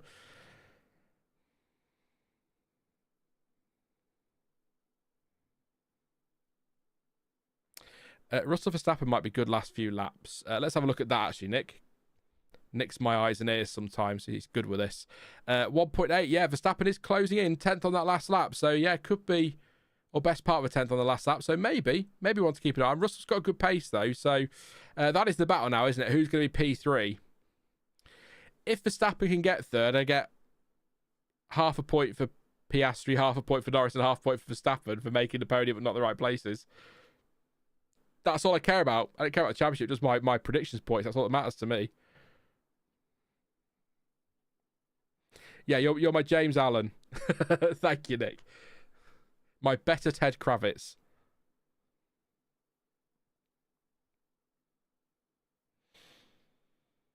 At 44 of 57, so we're getting towards the back end now of the race. Sticklebrick, we were talking about Sticklebricks earlier, says there will be no McLaren squabbling for the championship. Norris has his chances last year, didn't take it. Oscar will outclass him. Oscar will run away with it this year, says Sticklebrick. Well, you say that, you might not be wrong. I mean, this would be his fourth win of the opening six for Piastri if he gets this to the line. 6 seconds ago of his teammate at the minute. So, I mean, that is the only difference between that and, say, Verstappen doing this is at least Piastri has his teammate there with him, keeping it somewhat interesting, keeping the pressure on a bit, I guess. So it won't be as plain sailing as maybe Verstappen in, let's say, 23, for example, but he's looking good, Piastri. The problem is such a long way to go. I keep saying it, I won't judge anybody really or any situation until about round 8, when we've sort of got the first third out of the way. Different types of tracks and updates have come and we know where everyone is. But yeah, McLaren certainly have a slight advantage this afternoon. A slight advantage. Must be all the water in those tyres and those flexi wings and the fan they've got on the back that's propelling them and the nuclear powered engine and I don't know, whatever conspiracy we've got this week. Bortoleto there, just to confirm, Lawson, Bortoleto, Bearman, Doohan all out of the race. I guess Doohan and Lawson both out because of the first lap contact, but Lawson went further into the race, quite a lot further to do whatever out there. Very lonely day. Bortoleto and Bearman, mechanical failures for them. So Leclerc is now right on the back of Lewis Hamilton. So Ferrari have out Ferrari. No, he is actually stuck. The separation between my legs is to the right. I'm getting stuck with it, says Leclerc. He is actually stuck. He wasn't on about the anything else there. So, yeah. Interesting. Separation between my... Anyway, I I have no idea what that means. I'm guessing knee pads or something like that under there. No idea. But yeah, he's still all over the back of Hamilton here. 7/10 between them. So some tough decisions here. Brian, is it Bozzy? I had never confirmed. It's Bozzy or Bosey. I want to say Bozzy for Leclerc's engineer. Ricky, Hamilton's engineer. Here's a question for you. See, as things have gone a little bit quiet out there, apart from the Ferraris falling out. Yesterday Antonelli Ferrari got pole, didn't he, for the sprint? Were you disappointed or happy that Bono didn't say "get in there, Kimi"? Do you think that should be something that was just him and Lewis, or was it something you still expected him to use, or would you have liked to have heard it? It doesn't matter. It's not an important question. I was just intrigued because I just heard Bono come over the radio for a pole position and didn't hear "get in there, Lewis" or "get in there, Kimi." I was like, that sounds weird. Would have been quite cool. It just felt like that should be like hammer time. We don't want to hear Riccardo Ademi saying hammer time to Hamilton at Ferrari. That's very much a Bono Hamilton thing, isn't it? So I suppose it wouldn't really fit, but it's just something to think about. They'll have their own chat show when they retire, Hamilton and Bono.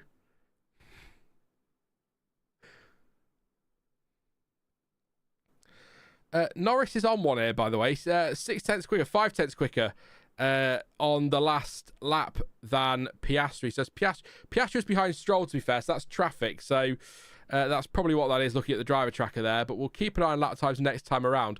Verstappen is, as called by Nick, is still closing in on Russell, 1.5 between them. Leclerc has now got DRS on Hamilton. So thank you, David. That's good commentary, mate. Appreciate that, mate. Thank you for popping along. Hope you're having a good one, enjoying the race. I know it's got a bit flat, but cracking first parts of the race anyway. So I hope you're having a good one and a good weekend wherever you are in the world. Everybody, I hope you're having a good weekend.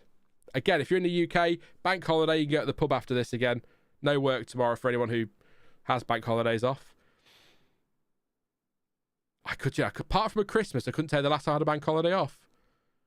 I worked in care, I worked as a chef, I worked in supermarket, so I've kind of always had to work bank holidays, apart from Christmas, so yeah. What's it like having a bank holiday off, everyone? Please tell me. Norris is closed, so I'll just wait for the lap time. So he is much quicker that lap. Again, 7/10 quicker than Piastri, but Piastri had traffic. So now we'll see as Norris tries to clear the traffic. Does he find Stroll at a better part of the track than Piastri did? He does indeed, into turn 11. So that helps Norris massively. So Norris is closing that gap, so it might not be over. 10 laps to go. I do need a hug, Kevin. A virtual one, mate. I don't expect you to travel all the way here for a hug.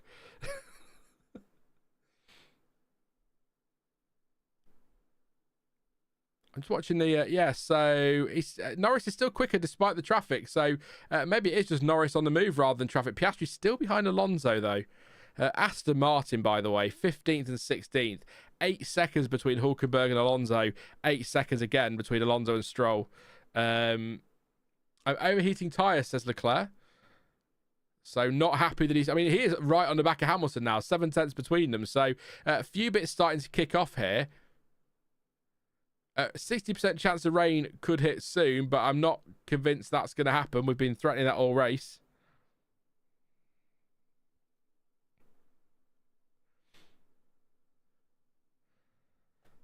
Fair. I'll go full Scott. Just start shouting at you. You're not my father. Where were you?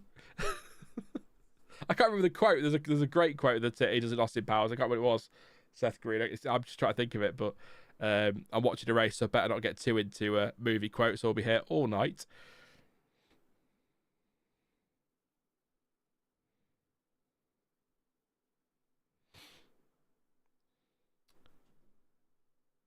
I'll have a look at that question in chat in a minute on tyres if we're just watching the lap times here for the leaders. So again, Norris 3/10 quicker in the first sector. Piastri tucked up behind Alonso, now through. So Norris is going to have a clearer run at Alonso by the look of it. Gordon Ramsay there for reasons. I think he's got to deal with F1, hasn't he? Gordon Ramsay now. Yeah, Adrian Newey's got a lot of work to do at Aston Martin, and I'm sure he's cracking on with it already. He's going to have to, isn't he? I hope when they've got something ready to be running that simulator, which I'm sure they will have soon, Alonso's happy with it. Otherwise, they might lose him. So 25.5 final sector for Piastri, 25.4 for Norris. So gaining again, 4 seconds of gap.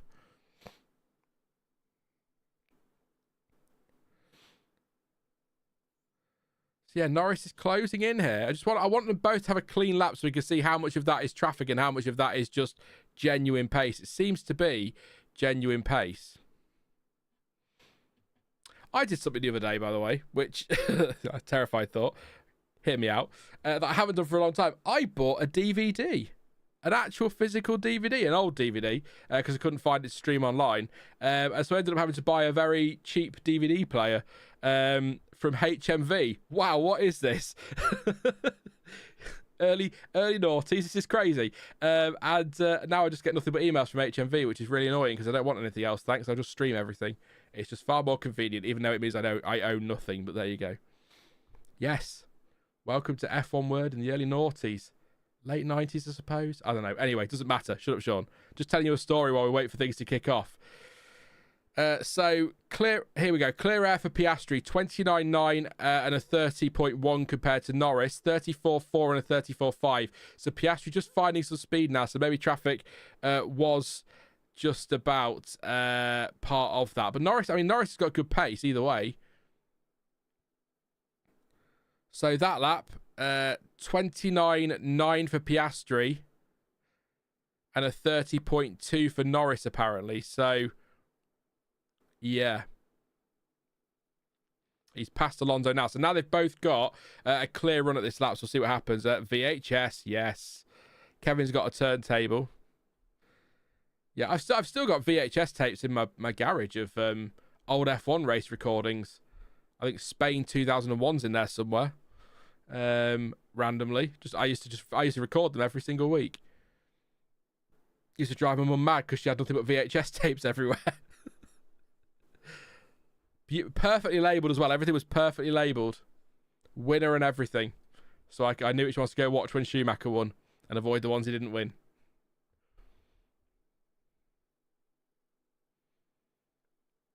Right then, so it's taking a second now. In fact, I'll tell you what, I'm going to take 2 seconds to have a quick drink before the other stories come out.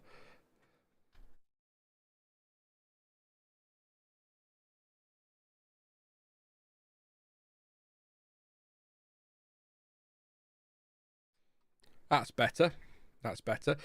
So, just a quick run through. 8 laps to go. Piastri leads, 3.9 clear of Norris. Norris coming back a little bit at Piastri this lap, a 10th quicker in the first sector and the second sector. Over the line they come. It is a 1:30.1 for Piastri and a 1:29.7 for Norris. So he is definitely quick. So here we go then. Russell in third place, 31 seconds back. We're watching Nico Hulkenberg for some reason here. So hopefully all okay with the Hulk, maybe his pace, I don't know. Max Verstappen 1.4 behind Russell, took 4 tenths out of him on the last lap, with Albon in 5th place doing a great job there. 9.6 off Verstappen, but still 5.2 clear of Antonelli. What a day, and what a season Alex Albon's having, actually. Kimi Antonelli 6th place, like I say, with Hamilton 7th, Leclerc 8 tenths behind, so very, very close between the Ferraris still. Carlos Sainz 1.7 behind Leclerc in 9th, with Tsunoda 6.6 behind in 10th. Tsunoda has a 5-second time penalty for speeding in the pit lane, but he's currently 5.1 clear of Isaac Hadjar, who took a 10th out of him on the last lap. So this is currently, yeah, we'll see what happens when he goes across the line now. But yeah, that's going to be interesting to keep an eye on for that final point. Ocon, Leclerc said he'll be coming back at Antonelli. He's told quite slowly, so not really. Ocon 12th, 4 seconds back from Hadjar, with Gasly 6.8 behind in 13th. Hulkenberg 14th, 3.9 and gaining on Gasly. That's maybe why we're watching Hulkenberg there. Alonso 15th and Stroll in 16th. The Aston Martins. Alonso 16 seconds behind Nico Hulkenberg and only 5 clear of Lance Stroll. It's just not working, is it, for Aston Martin at all. Lawson out after that first lap collision with Doohan. He went a long way into the race but retired with damage. Bortoleto and Bearman both had mechanical problems and they retired. And of course, as I say, Doohan retiring on the first lap out of that contact. And Charles Leclerc, or Lewis Hamilton, has been told to swap the positions. They are swapping the Ferraris about again. Fascinating. Here comes the swap then, I assume. Lewis Hamilton was let through by Leclerc a few laps back. Has not really closed the gap to Antonelli. A little bit here and there, but it's still 2.4 seconds with 6 laps to go. And Hamilton and Leclerc haven't swapped just yet. So now we're going to see if Leclerc can have a go at Antonelli, because Ferrari seem to think that asking cars to slow down, let other ones through all the time, is going to help them catch the car ahead, because Ferrari things. I don't know why I do it. I don't know why I do it to myself at all. I really don't. It's maybe I should just become a lifelong Haas fan forever now in this t-shirt, or I'll just become a proper George Russell fan, even though I've been quite clear how I feel about that. But yeah, let's see what happens here. Leclerc on the radio says, try again next lap. There we go. They swap places now. So Leclerc's saying that we can see Antonelli, but we're losing him, and we're losing more time. But then Leclerc wasn't pulling away either and catching Antonelli. So this is very strange. So Anthony Davidson saying, Elliott Ferrari. Anthony Davidson explaining there that they told Leclerc to swap positions before they told Hamilton.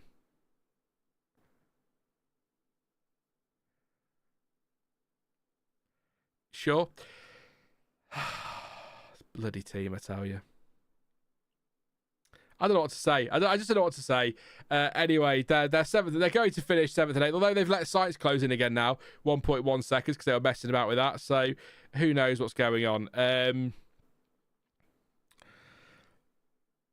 don't want to throw out speculation out there, but you do wonder how long Lewis Hamilton's going to want to put up with this.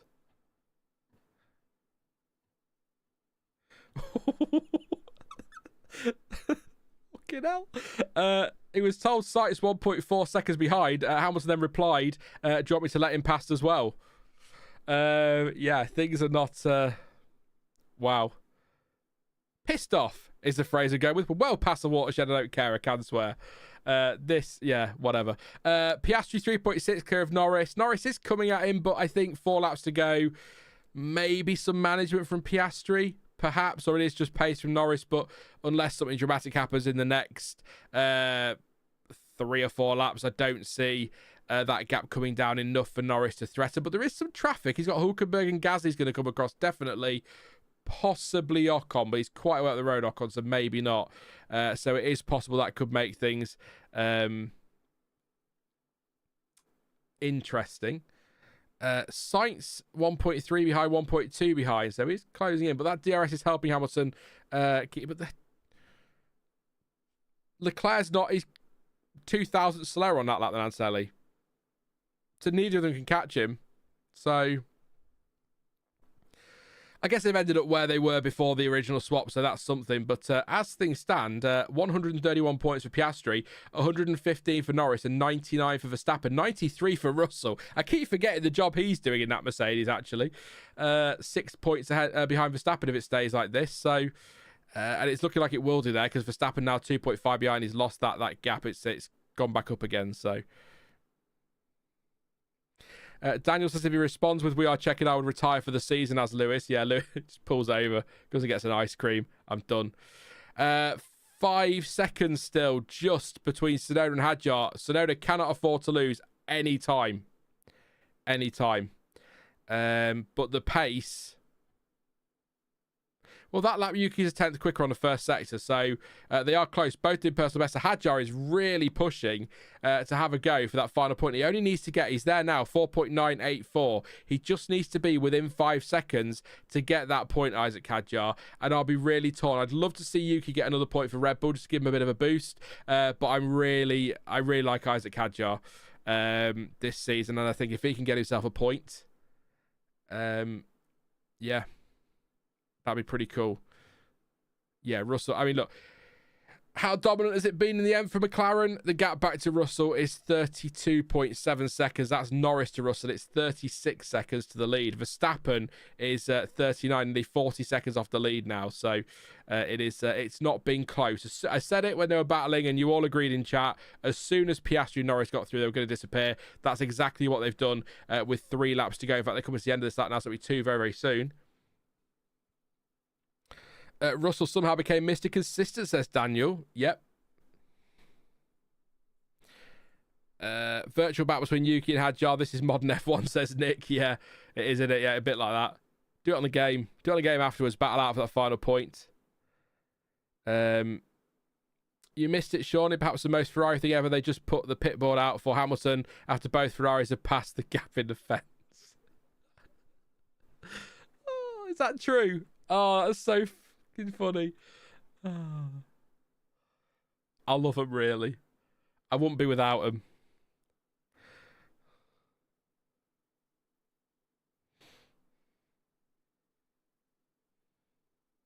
Verstappen, team radio, make sure you're within 5 seconds, please.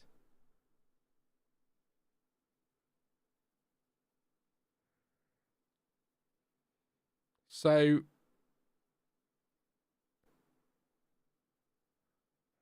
sorry, so Verstappen told to stay within 5 seconds of Russell. Is that going to be the yellow flag thing that he raised earlier? There's no...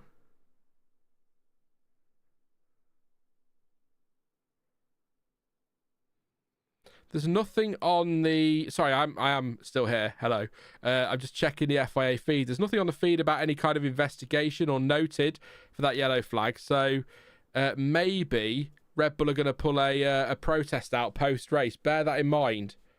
They might feel Russell should have got a penalty there. So they might... I don't know what the rules are around protests and stuff like that. I know you can't after so long, but they might want to raise that with the FIA. So just keep an eye on this afterwards then. So... make sure you stay tuned to all your socials, and hopefully we'll get some news on that fairly swiftly. I imagine based on the fact we were still getting sprint race decisions during qualifying yesterday, we probably won't. But yeah, and I love you all, but I'm not staying live until about 3 in the morning. Although I did work till 3 in the morning yesterday, so and then was woken up by the dog at 7:30, which was great stuff. Love him. Final lap of the race. Stat from Crofty. Piastri on for his 6th win here. One more than Lando Norris. There you go. Again, long way to go this season, but I remember a few people, some are in chat this evening, telling me last season Piastri was a waste of space and was not the talent everyone thinks he is. But here he goes in this super quick McLaren, of course.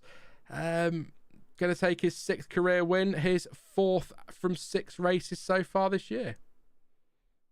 Having gone wheel to wheel with Max Verstappen multiple times now. So, yeah, must be a real waste of space, Oscar Piastri.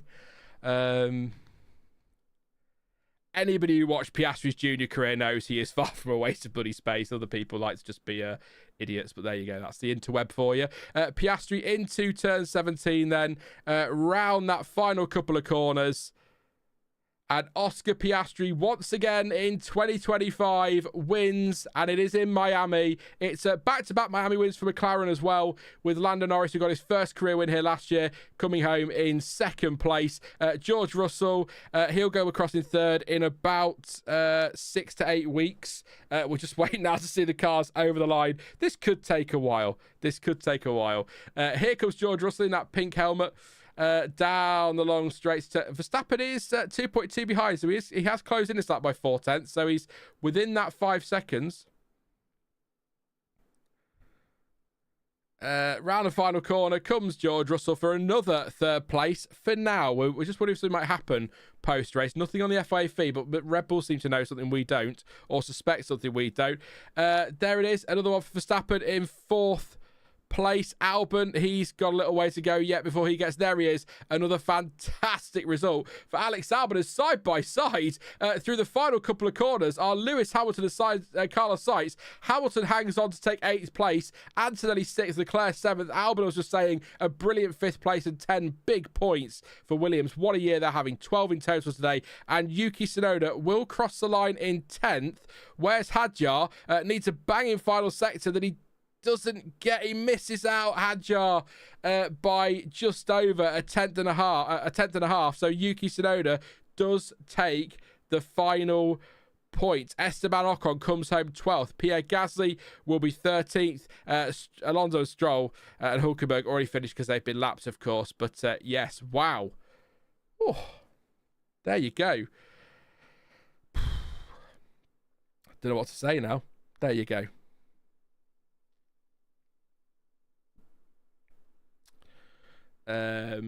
Yeah. I know people tend to disappear when the race is over, so thank you so much if you are disappearing. We'll stay live for a good while yet, but thank you for joining me this afternoon, this evening, this morning, wherever you are in the world. Please do drop a like before you go, though. We're nearly at 100. That'd be massively appreciated. And subscribe if you're new. Lots to come. We'll have some stuff from Elizabeth probably tomorrow morning or tomorrow afternoon now, depending when those videos come to me. Oh, there was contact between Carlos Sainz and Lewis Hamilton in the final corner. So that's why that's under investigation after the race. So I'll just run you through this quickly before I do the rest of my spiel. Carlos Sainz goes for it into 17, throws it at him. Hamilton turns in. Sainz is moving under braking. There is a squeeze there, but it was a late move from Sainz. So we'll see what the stewards think of that one. But yes, lots to come. Elizabeth will have something with you tomorrow at some point, wrapping up the weekend, and maybe something else as well. With a few things that are on this weekend we might look at. I will be back with you on Tuesday with a video. Then you'll have some shorts for the stream that if you're disappearing now, you won't see later anyway. So that'll be new for you. And then I'm back on Saturday with another video. And then, of course, we're gearing up for another triple header. So, yes, thank you for tuning in. I am going to stay live for a little while. So get your questions ready and all of that. And I know, Kieran, I do as well, mate. I very much missed the race reaction. So, but there you go. There you go. It's, yeah. I'm not getting into that. I can't be bothered. Yeah, but yeah. Actually, I say that. Nights like tonight where I end the stream in like 5 minutes and then go live at like midnight, I don't miss so much. But in the European races, certainly. So there we go. But yeah, get your questions ready. We'll go through some in just a minute. Watch through the podium. I'll have some questions, some other stuff I wanted to talk about as well, which I've probably forgotten about. So if you did ask a question earlier, I think Anushka may have done. Ruby's here, says Ferrari. Pained face. Yeah, I did warn you last year, Ruby. I did warn you last year when you were going about Lewis Hamilton and then Ferrari lols. I was like, you wait till next year, you'll feel it. And you're feeling it. It's awful, isn't it? It's so frustrating. So frustrating. Because the thing with Ferrari is some of the things that happen, we're calling when we're live. So you'll get a lot of people who say things like, oh, well, it's all right saying that with the benefit of hindsight. But when it comes to Ferrari, we're often sat here in streams or sat on your sofa, wherever you are watching in the world, screaming what you can see they need to do, and they're too busy checking or discussing or going for cups of tea, as Lewis Hamilton said today. So they're such a frustrating team. But despite that, I cannot help but love them. I will always love Ferrari for that amazing success with Schumacher, the great years they gave me. But I could just bang my head against the wall quite happily some days rather than listen to some of the conversations over team radio. They've got two, understandably, very frustrated drivers driving a very inconsistent car. But then on top of that, you've got the usual Ferrari faffing about with strategy and decision making. It's so frustrating to watch. So I cannot imagine the frustration that Charles Leclerc and Lewis Hamilton are having. In fact, I can imagine because it's playing out on TV. So yeah, hopefully Ferrari can sit down and debrief this and work out why perhaps slowing your cars down every few laps to swap them around is probably not going to help you catch the car ahead. But we'll see what happens. But Ferrari a mess, frustrated drivers. no, poor decision making by the look of it. But the crazy thing is, they might rock up in Imola and pick up a podium, because that's just the way they seem to be this season. All or nothing. Just unfortunately, more often than not, it's nothing. That's the painful part. But anyway, that's my Ferrari waffle done. I could rant Ruby. I'll do a stream, and it'll be me and fellow Ferrari fans. We'll do an unlisted one, and we'll just sit and cry for an hour on stream. How's that? And just moan about them. Ruby, you could be chief chat moderator for that one. Crazy. Pascal says, good race from Hulkenberg. A few more updates and points could be possible now and then. Happy with the pace of Sauber this weekend. Definitely better than last year. Oh, infinitely better than last year, Pascal. So, and you've already got points on the board as well, so that's good stuff. The only thing I will say with Sauber is they're not cut adrift. I think they are in the mix with that sort of back end of the midfield, but they just need to, what they need to do is they just need to make sure, like they did in Australia, you get a car or both cars if they can to the finish, and then if you have a bit of chaos, something happens, they might nick a 10th place or a 9th place and get those points. That's kind of where they are, and that's fine. We've always got, somebody's got to be at the back, haven't they? So, but it is good to see them with points on the board already. So I'm glad you're happy with where you're at. But yeah, updates coming. I think there's still a big package coming for Red Bull in Imola, and there'll be others as well. Spain on the horizon with the technical directive. So this could all shuffle again. We'll find out in a few weeks' time. But yeah, Kieran says, Chamber voice, dirty air. Don't get me started singing that, Kieran, please. You don't need to hear that. You don't. If you've not heard Chamber's hit single, I don't think it was a hit. I don't think it was a single, but go and give it a listen, Dirty Air. I assume you'll get some commission on it or some right or whatever on it. So give it a listen. It's Stuart. Just be Stuart, but in music, which is also terrifying to think about. Ferrari are the definition of fast cars, but their F1 outfit needs to sort their shit, says David. 100%, mate, 100%. I did have, by the way, and maybe we'll do it at some point. I don't know.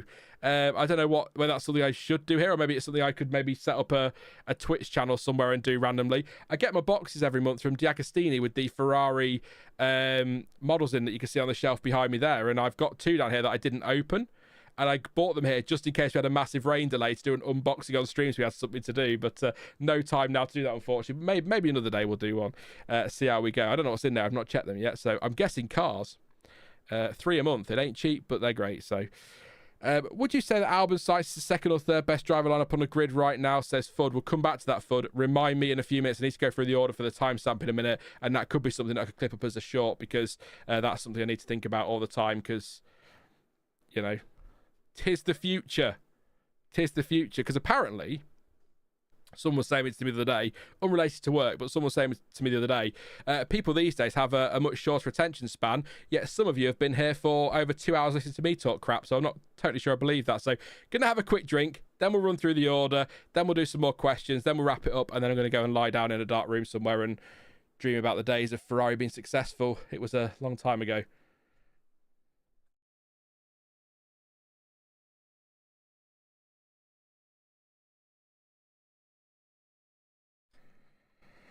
Right, what time are we out on the stream? 2:12. Try to remember 2:12, Sean. I bet you can't. Oscar Piastri has won the 2025 Miami Grand Prix, his 4th of 6 this season. Fantastic start to the year for him, looking good at the top of the championship, but his teammates closing in the latter stages, 4.6 behind the end. Lando Norris, second place away, McLaren 1-2, and a dominant 1-2, by the way. George Russell, 37 seconds off the lead, 33 behind Lando Norris. So very much after that great battle at the start between Piastri and Verstappen and Norris and Verstappen, the McLarens just disappeared in the end. Max Verstappen, 4th place, 2.3 behind George Russell, told by Gianpiero Lambiase to stay within 5 seconds for some reason. So let's see what Red Bull are up to on that one. Alex Albon, fantastic drive, and 10 massive points for Williams in 5th place, 8.1 behind Verstappen. Kimi Antonelli, 6th place. A bit of an up and down weekend for him, but points on the big day, so that's the main thing for him. 7.4 off Albon. Leclerc and Hamilton, just probably the most frustrated drivers on the grid. Leclerc 7th, Hamilton 8th. Leclerc told to let Hamilton through at one point, and then a few laps later told to swap back because they were trying to catch Antonelli, but they couldn't catch Antonelli, and they just both got a bit catty with their engineers on the radio, which is understandable. What a mess at the moment. Carlos Sainz, 9th place, 4 tenths behind Hamilton. However, there was contact at turn 17 between the two on the last lap as they did battle to the line for that final extra few points. However, I'd imagine even a 10-second time penalty for one of those drivers will still see them finish in 8th and 9th in some order, because Tsunoda is 13.8 seconds back in 10th place. Isaac Hadjar, a 10.5 basically off of a point, because Yuki Tsunoda got that 5-second time penalty for speeding in the pit lane. So close for Hadjar. Just needed a couple of tenths to make it safe, but didn't quite get there. So it's 11th for him. Ocon 12th. Can't tell you much about the rest of the field because we didn't see much because we were busy focusing on the front stuff. Gasly in 13th place. Actually not a bad recovery from the pit lane. Yes, car's retired, but still decent for him. Hulkenberg 14th, and then Alonso 15th. 19 seconds behind Hulkenberg. 4 clear of his teammate Lance Stroll, who finished last. Retirees: Liam Lawson and Jack Doohan came together on the first lap at turn 1. Just one of those first lap, first corner incidents. Lawson at one point got a bit of air as well and spun round after they collided in that corner. Doohan retired pretty much immediately, stopped for repairs after a puncture, and then retired later around that lap on his out lap. So over for him pretty quickly. And Lawson retired quite a way into the race, actually 21 laps into the race with damage after doing, I assume, some data gathering. And Gabriel, Bortoleto and Ollie Bearman both retired with mechanical problems. That means if Sean can find his right thing, where are you? The championship thing. There we go. Oscar Piastri is top of the standings with 131 points to Lando Norris's 115. Max Verstappen stays third, 99 points, but just 6 clear now of George Russell. That's a battle I did not expect this season anywhere, frankly. Charles Leclerc fifth on 53 points, which begs the question, trying to think now, how Leclerc has 53 points given the state Ferrari seem to be in, but he's done a great job to get them. Kimi Antonelli 48 in 6th place. Lewis Hamilton 41 points in 7th, with Alex Albon on sorry, that got stuck in my throat there. That actually shocked me. Alex Albon 30 points from the opening 6 races and 8th in the championship. What a start to the year for Alex Albon. 9th place, Esteban Ocon 14 points. Lance Stroll has 14 points as well in 10th place, with Yuki Tsunoda on 9. The majority of them, I believe, picked up with Racing Bulls. Might be wrong there, actually. Can't remember where he finished for Red Bull, but there you go. Pierre Gasly, 12th on 7 points. 7 points for Sainz in 13th. Hulkenberg has 6th, as does Ollie Bearman, 14th and 15th there. Hadjar 5 points, with Alonso, Lawson, Doohan and Bortoleto yet to score. In terms of the Constructors' Championship, McLaren have gone. They're now 105 points clear of Mercedes. 246 plays 141. Red Bull have 105 points, predominantly, of course, all but 6, in fact, from Max Verstappen in 3rd. Ferrari have 94 points. Williams on 37 in total. What a start.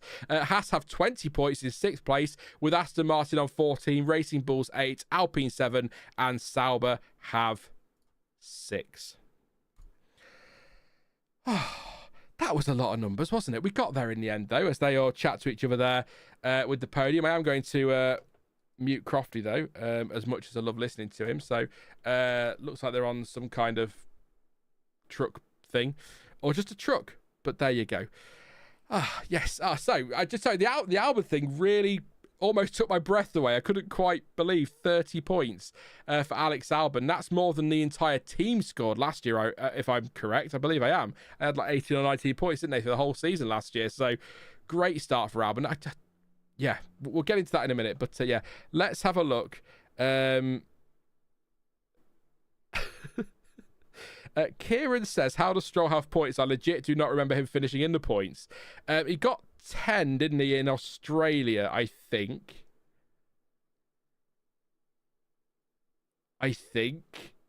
Possibly. It was somewhere like that. I tell you what, Kieran, because I'm generous, let's go and have a look at how Lance Stroll has 10 points, 14 points. So Lance Stroll was 6th in Australia, and 9th in China, not 2nd in China, 6th and 9th, Australia and China, and then 5th in the sprint yesterday. So, yeah.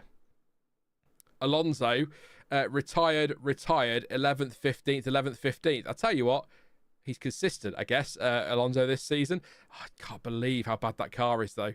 I thought Aston... Can you remember about 2023? When they were...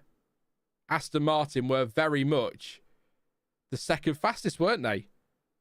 We had Alonso picking up podiums, big points, and now they're absolutely nowhere, cut well adrift here in Miami, and that's a big surprise. But they've been clear they're not going to pull Adrian Newey off of next year's car to solve this year's problem. So is that, and I don't want to put words in their mouth, but is that Aston Martin effectively saying, you know, this year is what it is, our big focus is next year, which makes a lot of sense, by the way. I said in a video a couple of weeks ago, that the Stroll video that everyone seemed to hate, but the Honda engine is on the way. So it makes sense to put a lot of focus on that coming in. Adrian Newey's designing a new car. Makes a lot of sense to put all the effort into that. It's a brand new regulation set. So it makes sense to put the effort into that. So I can understand why they are doing what they're doing if they do decide to call this season off. But I thought they'd be more competitive than this. And maybe Alonso's had some bad luck, of course. A couple of collisions, not his fault. But I think maybe just one of those years where, because the field is so close, just one mistake or getting caught up in some kind of accident just wipes you out for the weekend. Because, as I said in qualifying on Saturday, a few hundredths of a second could be the difference between, I don't know, 8th place and 12th place. So, yeah, they need to either get a big update package on that car now for this season, or they need to just focus on next year. If I was them, and I'm not, but if I were in their position, I would absolutely put all focus on next season. And as Nick has just said in chat about wind tunnel time, think about it this way: new regulations, new rules set, new designer in Adrian Newey coming in, brand new power unit regulations as well. Get all the wind tunnel time you can. Be as low down the championship as you can. If you're going to write it off, do a Haas in 2021, but maybe slightly more competitive and actually do better the following year than Haas did. But yeah, a bit disappointed to see that from Aston Martin this year, and would kind of like to see Alonso more competitive than that, because we are, whichever way you look at it, we are coming to the end of Fernando Alonso's time in F1. It does feel like he will be here forever, but he will retire at some point. It's going to be in the next 2-3 years, I would say, at the most. So I'd like to see him in a more competitive car, because I want to see what he can do in that car. And we saw in 2023 what he can do in a competitive car. So let's see that again for Fernando. And I'd kind of, because of that stat about him being very few points away from winning something like 4 or 5 world championships, I'd kind of like to see him get that third. So I hope he gets a shot at Aston next year, and I hope they build a good car and he can compete. But boy, is it a mess this year for them, and I do feel for them, but that's the way it goes. Focus on next year. That's my advice. If they want it, they don't have to have it, but yeah.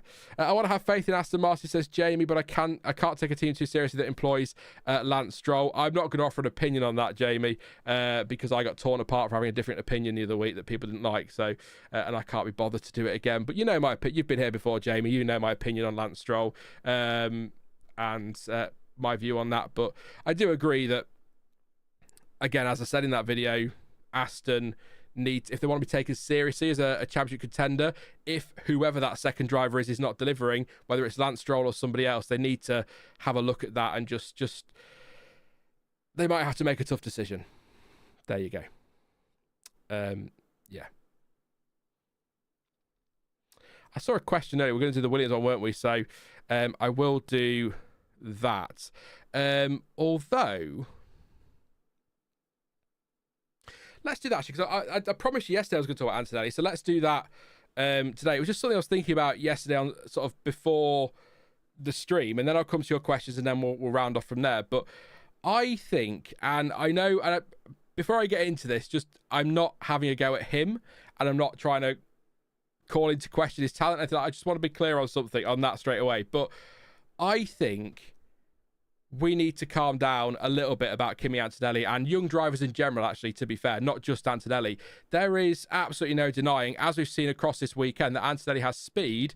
And to be fair, he's shown that through his junior career as well. So we knew he had talent, and he's got tons of potential as well. And I think we've started to see him grow this season very nicely, and he's improved as this year has gone on across the first 6 races. So he's sort of making the right steps and in the right direction. But there seems to be this habit almost of kind of blowing everything out of all proportion when it comes to young drivers. So they'll have a strong weekend and a solid performance, and everyone will be screaming that they're the next big F1 superstar, but then they'll have a poor weekend or a disappointing performance, and the driver is a waste of space or whatever. Not just fans, by the way. That's some parts of the media have a habit of doing it as well. And that's what I mean when I say we need to just calm down a little bit. On Antonelli specifically, he has impressed me. There's no denying that whatsoever. And I think he's impressed a lot of people this year at times, but he's also shown areas where he still needs to improve and where he's still lacking, and that's completely to be expected. He's 18 years old. What was it, 18 months ago? He was still racing in Formula Regional or something like that, and now he's in Formula One, having to fill the boots of a 7-time world champion at Mercedes, an insanely tough environment at the sharp end of the grid, up against George Russell. That is one hell of a leap in a very short space of time. So I think we just need to chill a little bit. It's this rookie season. He needs time to develop, and he is absolutely far from the finished article, as people would say. So when he's done a great job, absolutely, chat, praise him to the ends of the earth. But if he has a bad weekend, critique it fairly. Don't just tear him apart for it, because ultimately, just like all the rookies, they need time to bed into their teams. They need time to cut their teeth. They need to just learn their trade, whatever phrase you want to use in Formula One. So let's not be sat here going, he's got a pole position, that means he's a superstar of the future, he's definitely going to be a world champion, he's going to get at least 12 championships, brilliant. But then when he spins or bins it, don't then go, he's the worst driver ever, replace him with a Lance Stroll or whatever. It's just not necessary. So really happy to see Antonelli doing well, really happy to see Isaac Hadjar as a rookie doing well, but let's just calm down a bit and give them the time to develop rather than piling extra pressure on, because, and I know it's the internet, but we know how it's going to go. Give them their opportunity, give them praise when they deserve it, critique them when they deserve that as well, but just give them time. He's 18 years old. Great performance in Miami, particularly the sprint qualifying, but he's got a long way to go yet before we start crowning him a world champion or whatever people want to call him. So that's my view on that. Nothing against Antonelli. It's frustrating for me. It's the okay, so spin this to football for a second. It's frustrating for me because I'm currently watching my team be absolutely diabolically bad, and somehow we are not going to get relegated this year, although we probably deserve to be. We've got young players who are coming in and giving opportunities, and then they'll have one good game and they're going to be the next captain and they're going to be taking us to Champions League victories in the future and winning us all these titles, but then they'll have a bad game the next week and they'll be terrible, drop them, they shouldn't be let anywhere near this team, why are we paying them this? I hate that, and I don't want to see that in F1. I really don't. And I know it's the way we'll inevitably go, but I just don't want to see it because there's so much pressure on these drivers anyway. Let's not add to it. So that was all. Just my little rant from yesterday. It's not really a rant, but just, you know, give people time to grow. On that note, Nick the Greek, how long will Doohan get? 6 minutes. I don't know. Rumours about Imola, which have been sort of not denied by Alpine, but have been kind of pushed away a little bit by Alpine. Not denied, not confirmed that Colapinto might be there. I will point out that it could be that Colapinto is there and Doohan is there. Colapinto might get an FP1 session. So there we go. But that's, I don't know. Frankly, I'm surprised. I didn't think he'd make it to Miami, and he did. So he's already a winner for me, is Jack Doohan. I thought he'd be gone by now, and he's still there. So good stuff from him. But I'd like to see him I'd like to see him get the full season, but I'd like to see him at least get till the summer break. Because controversial take, and I'm going to pause after this for a quick drink before we go to our next Q&A. But controversial take, any decision to put Colapinto in that car would be purely financial. Runs away.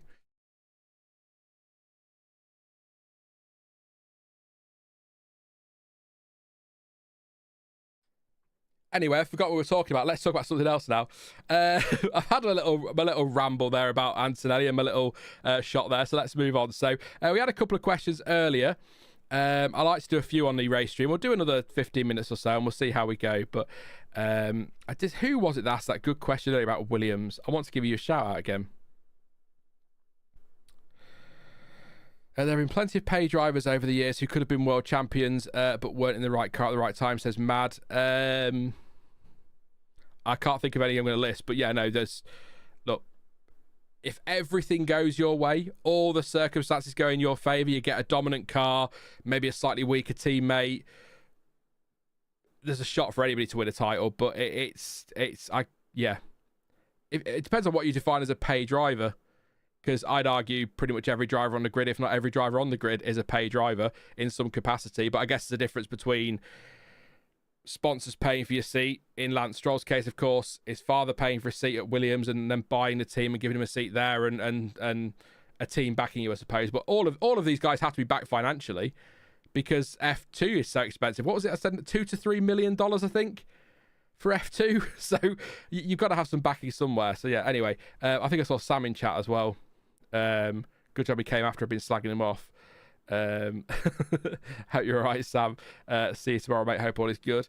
Ferrari is delusional about Leclerc. Stop holding back Lewis. Lewis was 2.5 behind Antonelli, and crybaby Leclerc got back the position and still couldn't pass Antonelli. I wonder who Agro Valley Farm supports there. No dig, just saying.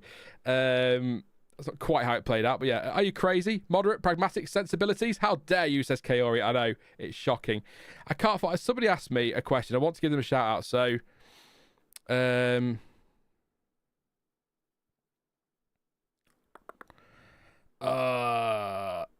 don't know. We just watched around a 2-hour race and they all think we have short attention spans. I know, right?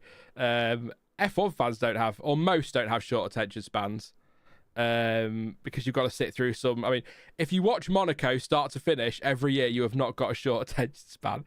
I can promise you. I missed Kevin saying bye earlier. Sorry, Kevin. It might have been mid-rant, so I do apologise. Have a good one, mate. Hey, have a good evening with the mother-in-law, I think you said. Did you? Mother-in-law? No, my in-laws for dinner now. I suppose mother-in-law. There you go. So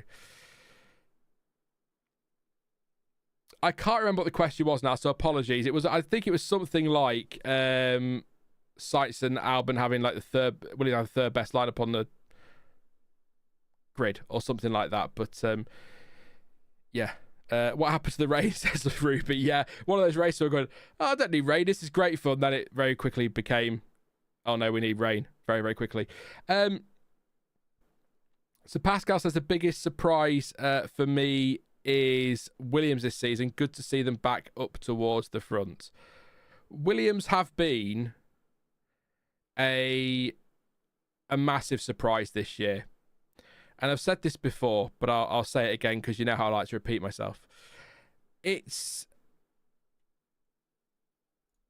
When you look at the Williams situation, they had a rough few years, sort of up and down a little bit, but never really found any true form like we're seeing at the moment. And when we came into this season with James Vowles coming in a couple of years ago, whatever that is now, is it 2 or 3 years now? Maybe 2 years. Him coming in, it looked like they were gearing up for a big 2026 focus. And then when we came into this season, we saw the car was launched then in testing. It looked very simple. But simple but effective is how I describe that Williams, and that's exactly what it seems to be. And I thought this year was going to be a write-off year for Williams, and they are talking like their focus is on next year rather than this year, yet they're pulling out performances like that, particularly Alex Albon. 30 points in the opening 6 races in that Williams, a team who scored something like 19 points all season last year, is seriously impressive. And the fact that Carlos Sainz, he's been off his teammate, we know that this season, but he has started to get to grips with that car. We're seeing better performances. He's still got a way to go. I will keep saying it. I said this battle was going to be closer than people would expect. I didn't expect Sainz to get in there and disappear with it like a lot of people kept telling me he would.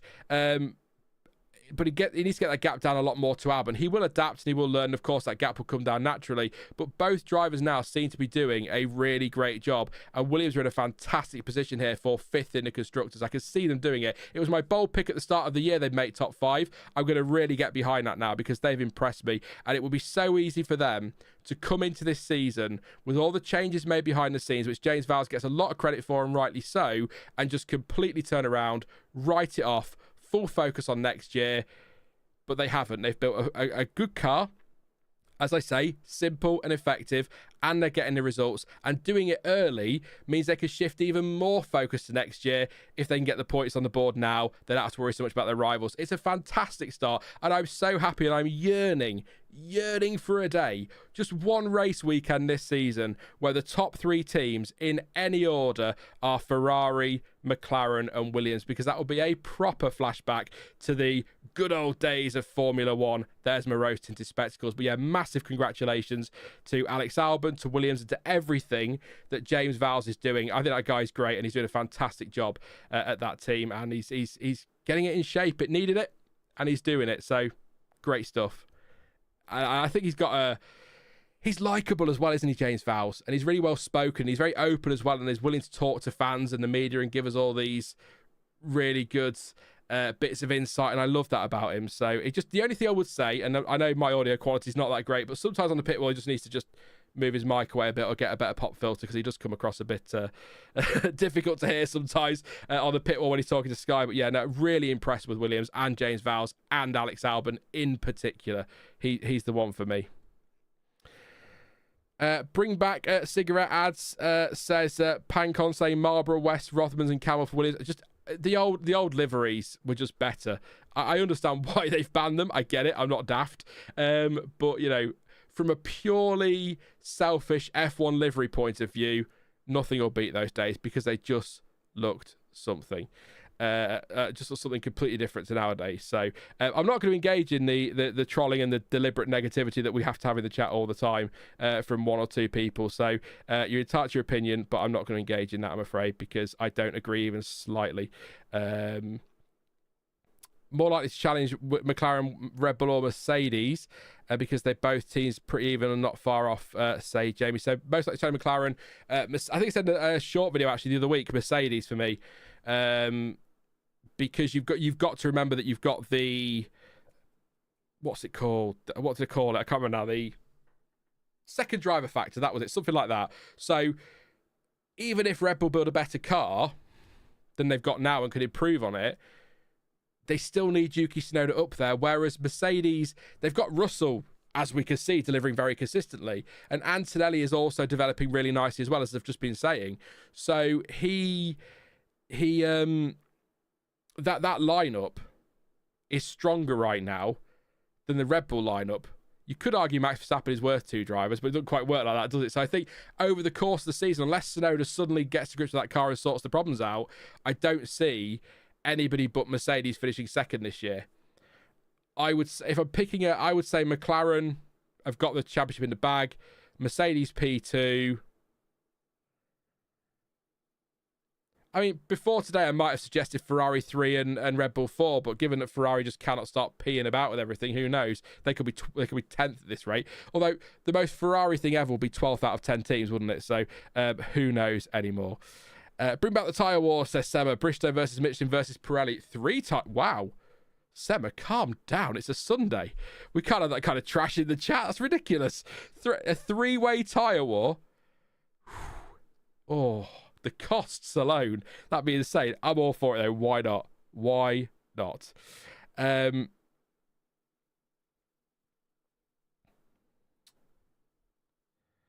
said earlier, Williams has 37 points this season. The previous 3 seasons combined was only 53. Wow. That's a great stat, Mad. That is a fantastic stat. All for it. Yeah. Would you sack Fernando for not performing, says Clanson? Oh, no. Fernando Alonso is in the category of, I would say unsackable, but drivers I'm never going to sack if I'm in charge of a team, unless he just becomes an impossible person to work with. I think the biggest threat to Fernando Alonso's place is Fernando Alonso.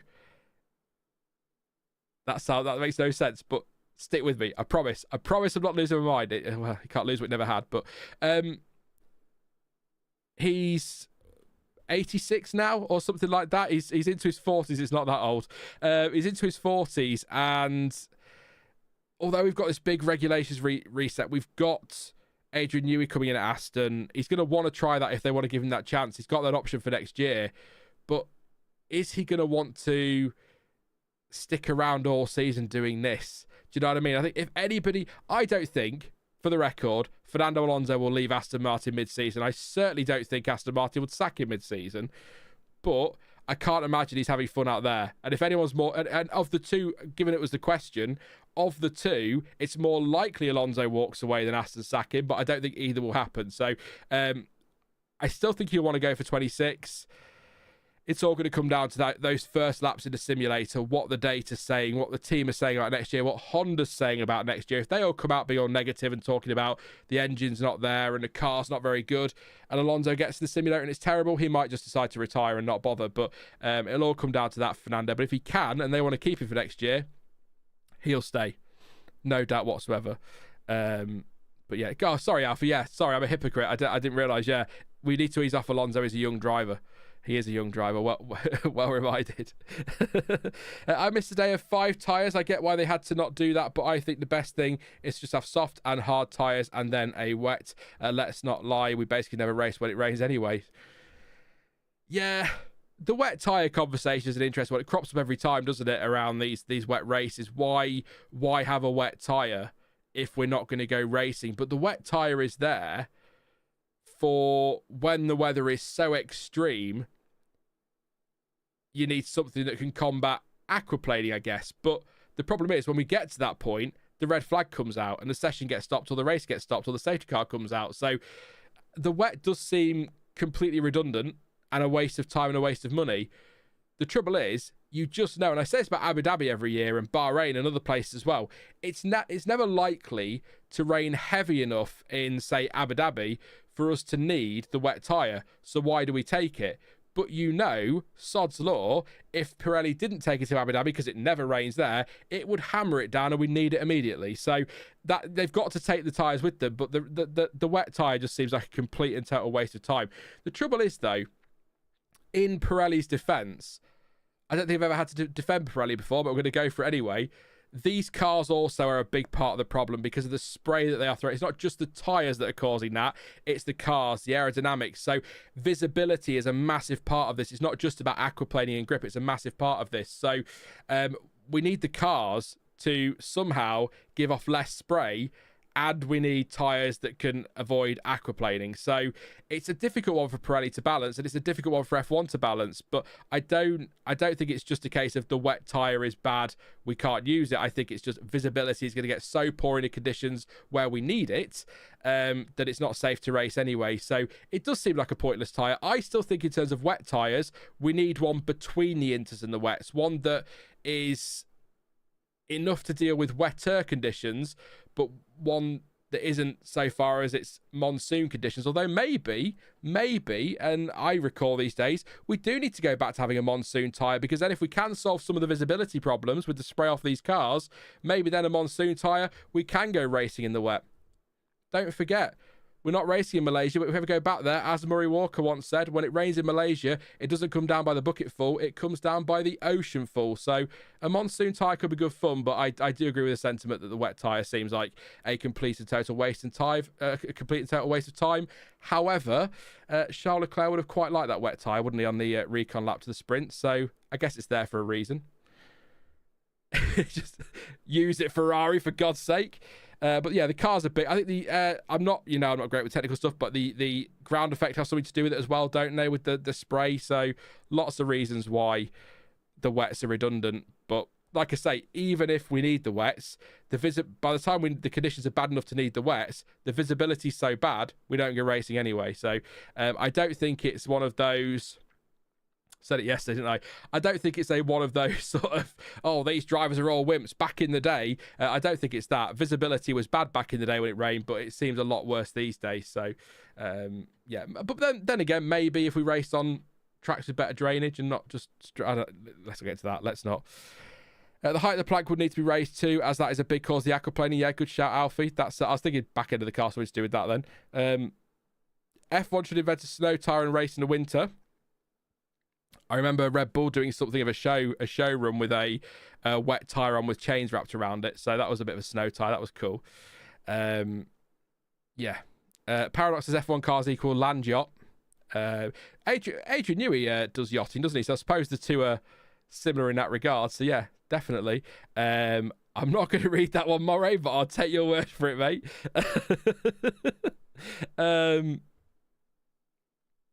F100 says I've read that one. A few more questions then before we wrap up for today.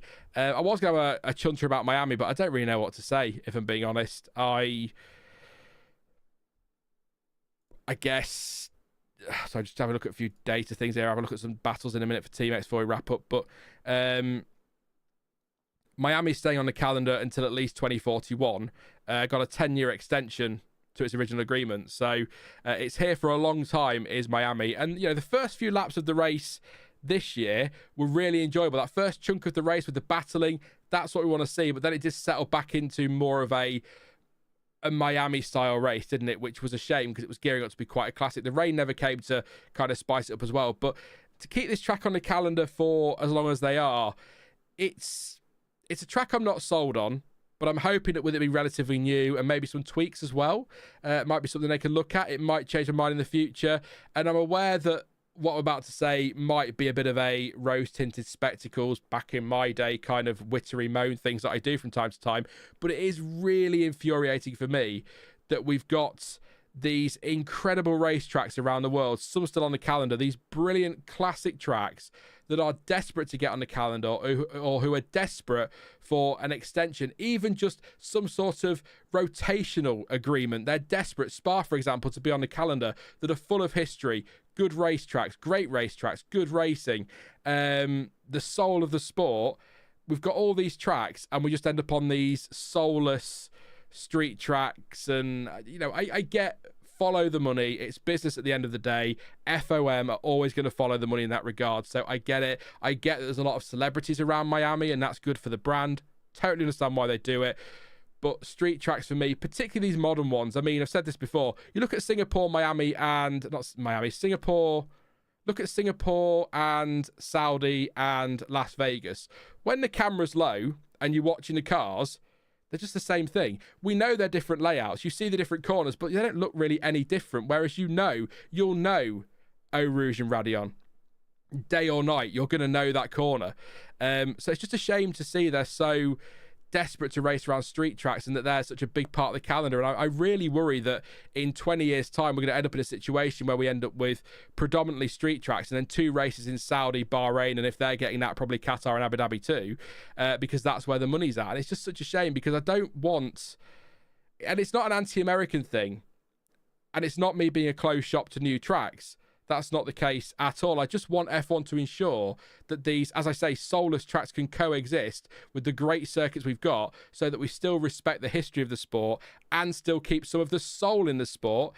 And Spa's a big part of that. Other tracks are a big part of that. So I've got nothing against racing in Miami. I just wish we were at a better track given how many great tracks there are in the United States. But as somebody said the other week in chat on the stream, do we really want the FIA getting these tracks up to standard and then taking the soul out of them as well? So maybe not. But I just think there's some great tracks in America we could be racing at, some great tracks across the world that we could be racing at that are not street tracks, but they seem obsessed with street tracks, and I'm concerned that's the way we're going. And in 20 years' time, we're going to lose all that soul and history from the sport, and it does worry me. So I think we should all start a GoFundMe for Spa to keep it on a calendar. I've got £4. Who's in?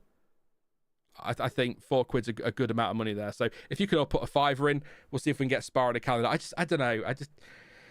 It's not anti-American. It's not anti-Miami. I look at the tracks on the calendar. I look at even Indy. Do you know what I mean? Even Indy, that inner section, the Grand Prix layout, if you like, that we had back in Deer.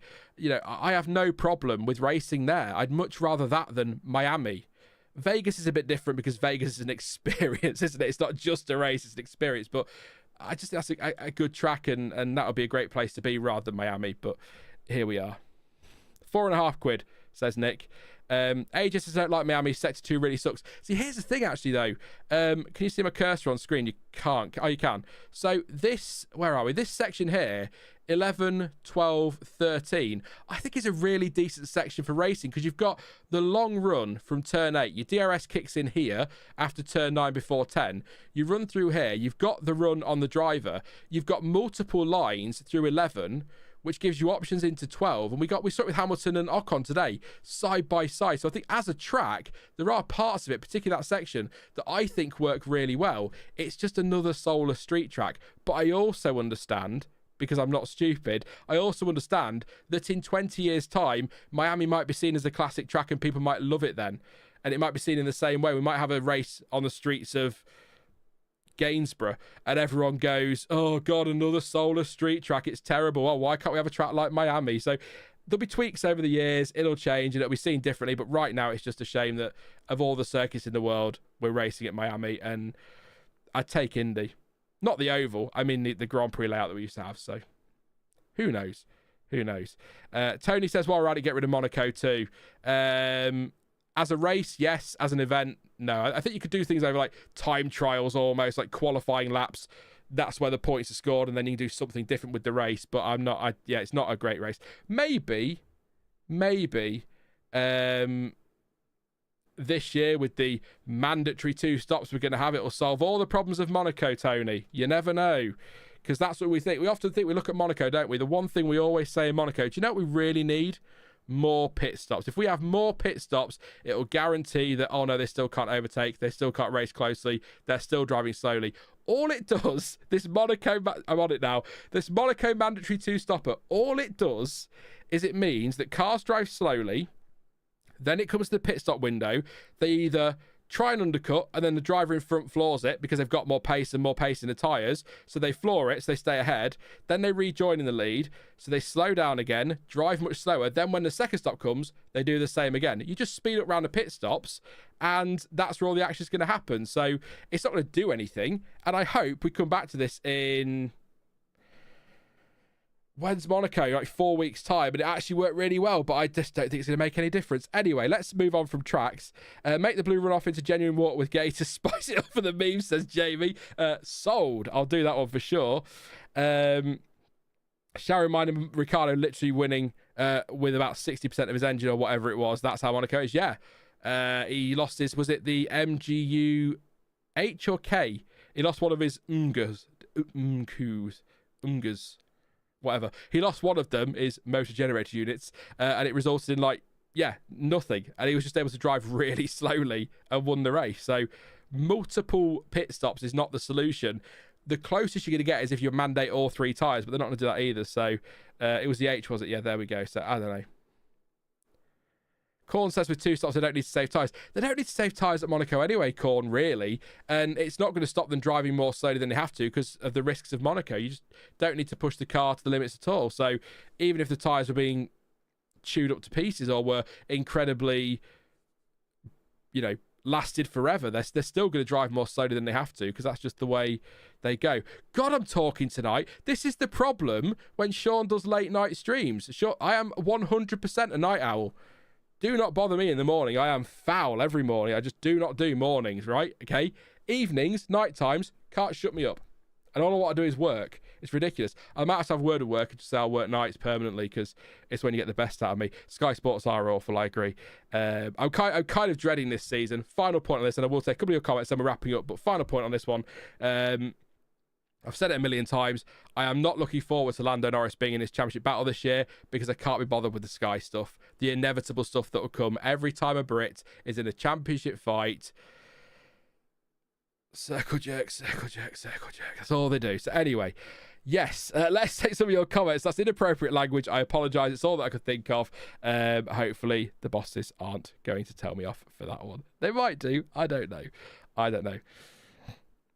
It's all the waffles, AJ. That's why we're here. I just love talking about Formula One or anything within reason. Is there anything I won't talk about? I guess I'd say religion, but then we've had Jesus Christ here again tonight. So, obviously we do religion, don't we? So there you go. Monaco Formula E was great to say. This is Clansom. I honestly, Clansom, had no idea Formula E was racing. I just don't ever hear anything about it anymore, unfortunately, until I come into these streams and you guys keep me updated with it all. But I think it's on free-to-air TV in the UK, and that's about as far as I know. Did Antonelli get a fine for swearing on the radio yesterday after the incident with Max in the pit lane, or does MBS just save that for Max? Is mad. I don't think... And correct me if I'm wrong, but I don't think the fines stretched to in-car team radio. I think they are for press conferences and post-race interviews and things like that, and the green room and that. So, yeah. What do you like more, tea or coffee? Oh, God. Probably tea, because I'm British. But I do enjoy a coffee, for sure. Are there any pending penalties, says Moray? Not as far... do you know what? Let's go to the FIA page. Should we actually talk about what's happening right now and has happened today? I know things went a bit flat in the end, but it was actually all right. So we've got a summons for car 55. That's Carlos Sainz. And a summons for car 10, which is Pierre Gasly, for alleged failing to slow for yellow flag. So nothing in here about any potential George Russell penalty. Yuki Tsunoda took his penalty when he crossed the line and kept hold of P10. We know that. So no penalties pending at the moment. But the comment from Red Bull, if you've heard anything in the broadcast, by the way, let me know. But the word from Red Bull on the radio was stay within 5 seconds of George Russell. So I don't know whether they might potentially ask the question of the stewards, but we'll see. But yeah, that's what we're getting at, Kieran. That's what you're talking about. I was going to read your question there, but that's what we're talking about, why they asked for that. I think it is just, if Red Bull suspect he hasn't slowed under yellows, until they've got something from the FIA that says it's all fine, he did, it makes sense to tell him to stay within 5 seconds, doesn't it? Just in case the FIA look at some sort of penalty afterwards. No penalty for Sainz, says Dex. So we've got alleged breach of Appendix H, Article 2.5.5b of the International Sporting Code, failing to slow under yellow flags at 16:54 is the last thing from Sainz. But they did say, didn't they? Good point. They did say he was to be investigated after the session for the collision with Lewis Hamilton on the final lap. So there might be something in that for Sainz. However, I'll make the point again, as I said earlier, even if Carlos Sainz got a 10-second time penalty for that collision or for failing to slow under yellow flags, he'd still finish ninth because he was 13 seconds clear of Yuki Tsunoda. So he would need a hefty penalty for maybe even in lieu of a drive-through to fall behind Tsunoda. So he'd still be ninth, so we'll see. Ollie says, haven't listened to your content in a long time. This stream has definitely helped me get back into F1. Hey, Ollie, thank you for popping along. Hope it's not something I did with the content. I hope it didn't offend anybody. It's all meant in good faith. A bit of banter, nothing wrong with that. But thank you for popping back again. Good to see you. Yeah, glad you're getting into F1 again. I think we're going to have a good season this year. And we've seen, again, a bit flat in the end of the race, but the first part of it was great fun. And if we see a bit more of that this season, it's going to be fantastic. And the most important thing is we've got 3 fantastic tracks coming up, all for racing. We've got Imola, or maybe not, but then we've got Monaco. Oh shit, no, we haven't. And then Spain. Oh no. Oh yeah, sorry about that. It might be a bit rubbish going forward, but no, Spain was all right last year, actually, as I recall. So you never know. But yeah, no, I think we're gonna have a good season this year. I'm hopeful. Now I've made myself nervous about the next few races. What have we got? We have got Imola, Monaco, and Spain. Then a week off, then Canada because F1, then another week off, then Austria and Britain, and then for some reason a 3-week break before back-to-back Belgium, Hungary, before another 3-week break for the Netherlands and Italy, or 4-week break, sorry. So, yeah, we have got Canada after that. So whatever happens, Imola, Monaco, Spain, just remember Canada, Austria and Silverstone on the horizon, followed by Belgium and Hungary, and they sometimes go either way, but we do tend to get good racing at some of those tracks. So there we go. Couple more comments, and I am genuinely going to leave it there. It's nearly 11:30. Look what you do to me, you lot. I can't stop going. Spain is when they're introducing the flex mandates or whatever that is, says Jamie. Yeah, that'll be the one we're watching, aren't we now? See whether it shuffles the field, plus what updates teams bring in the meantime as well, and that weekend. So if we suddenly see teams turn up with bigger looking, stronger looking rear wings and whatever, or front wings, it's the flex, I can't remember which one it is now, but lots of new fancy wings, we know people are up to something. But if it's in the regulations, that's fine. It's not until then that it changes. So Catalonia looking good after the release of the Mad Ring, says Dex. 2 things. Mad Ring, seriously. Secondly, I can't take it seriously as a simulation because the guy doing a simulation, or the girl, whoever was doing a simulation, crashed at one of the corners, didn't they? Got it wrong. So yeah, it doesn't look great, and again it just looks like another Solar Street track. So but I think that is partially street, partially I mean, it depends on what you define as a street track. You know, there's an argument that Jeddah isn't, but it is. There's an argument Miami isn't, but at parts it is. Sochi was and wasn't it? So, yeah, I think Mad Ring's a bit of a hybrid one. So we'll see. But see, Moray says Mad Ring looked awful on board. Valencia was more interesting. Controversial take. I don't think Valencia was that bad of a layout. It just didn't promote great racing.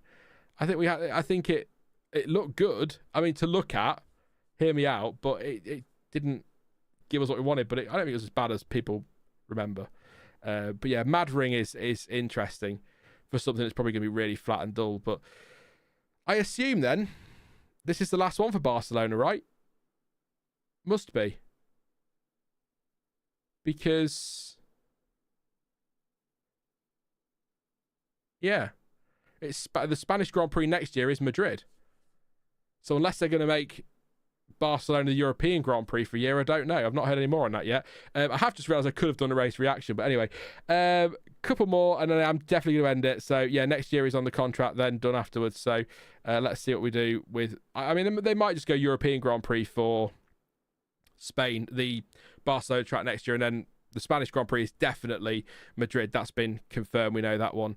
Apparently Lando getting defensive.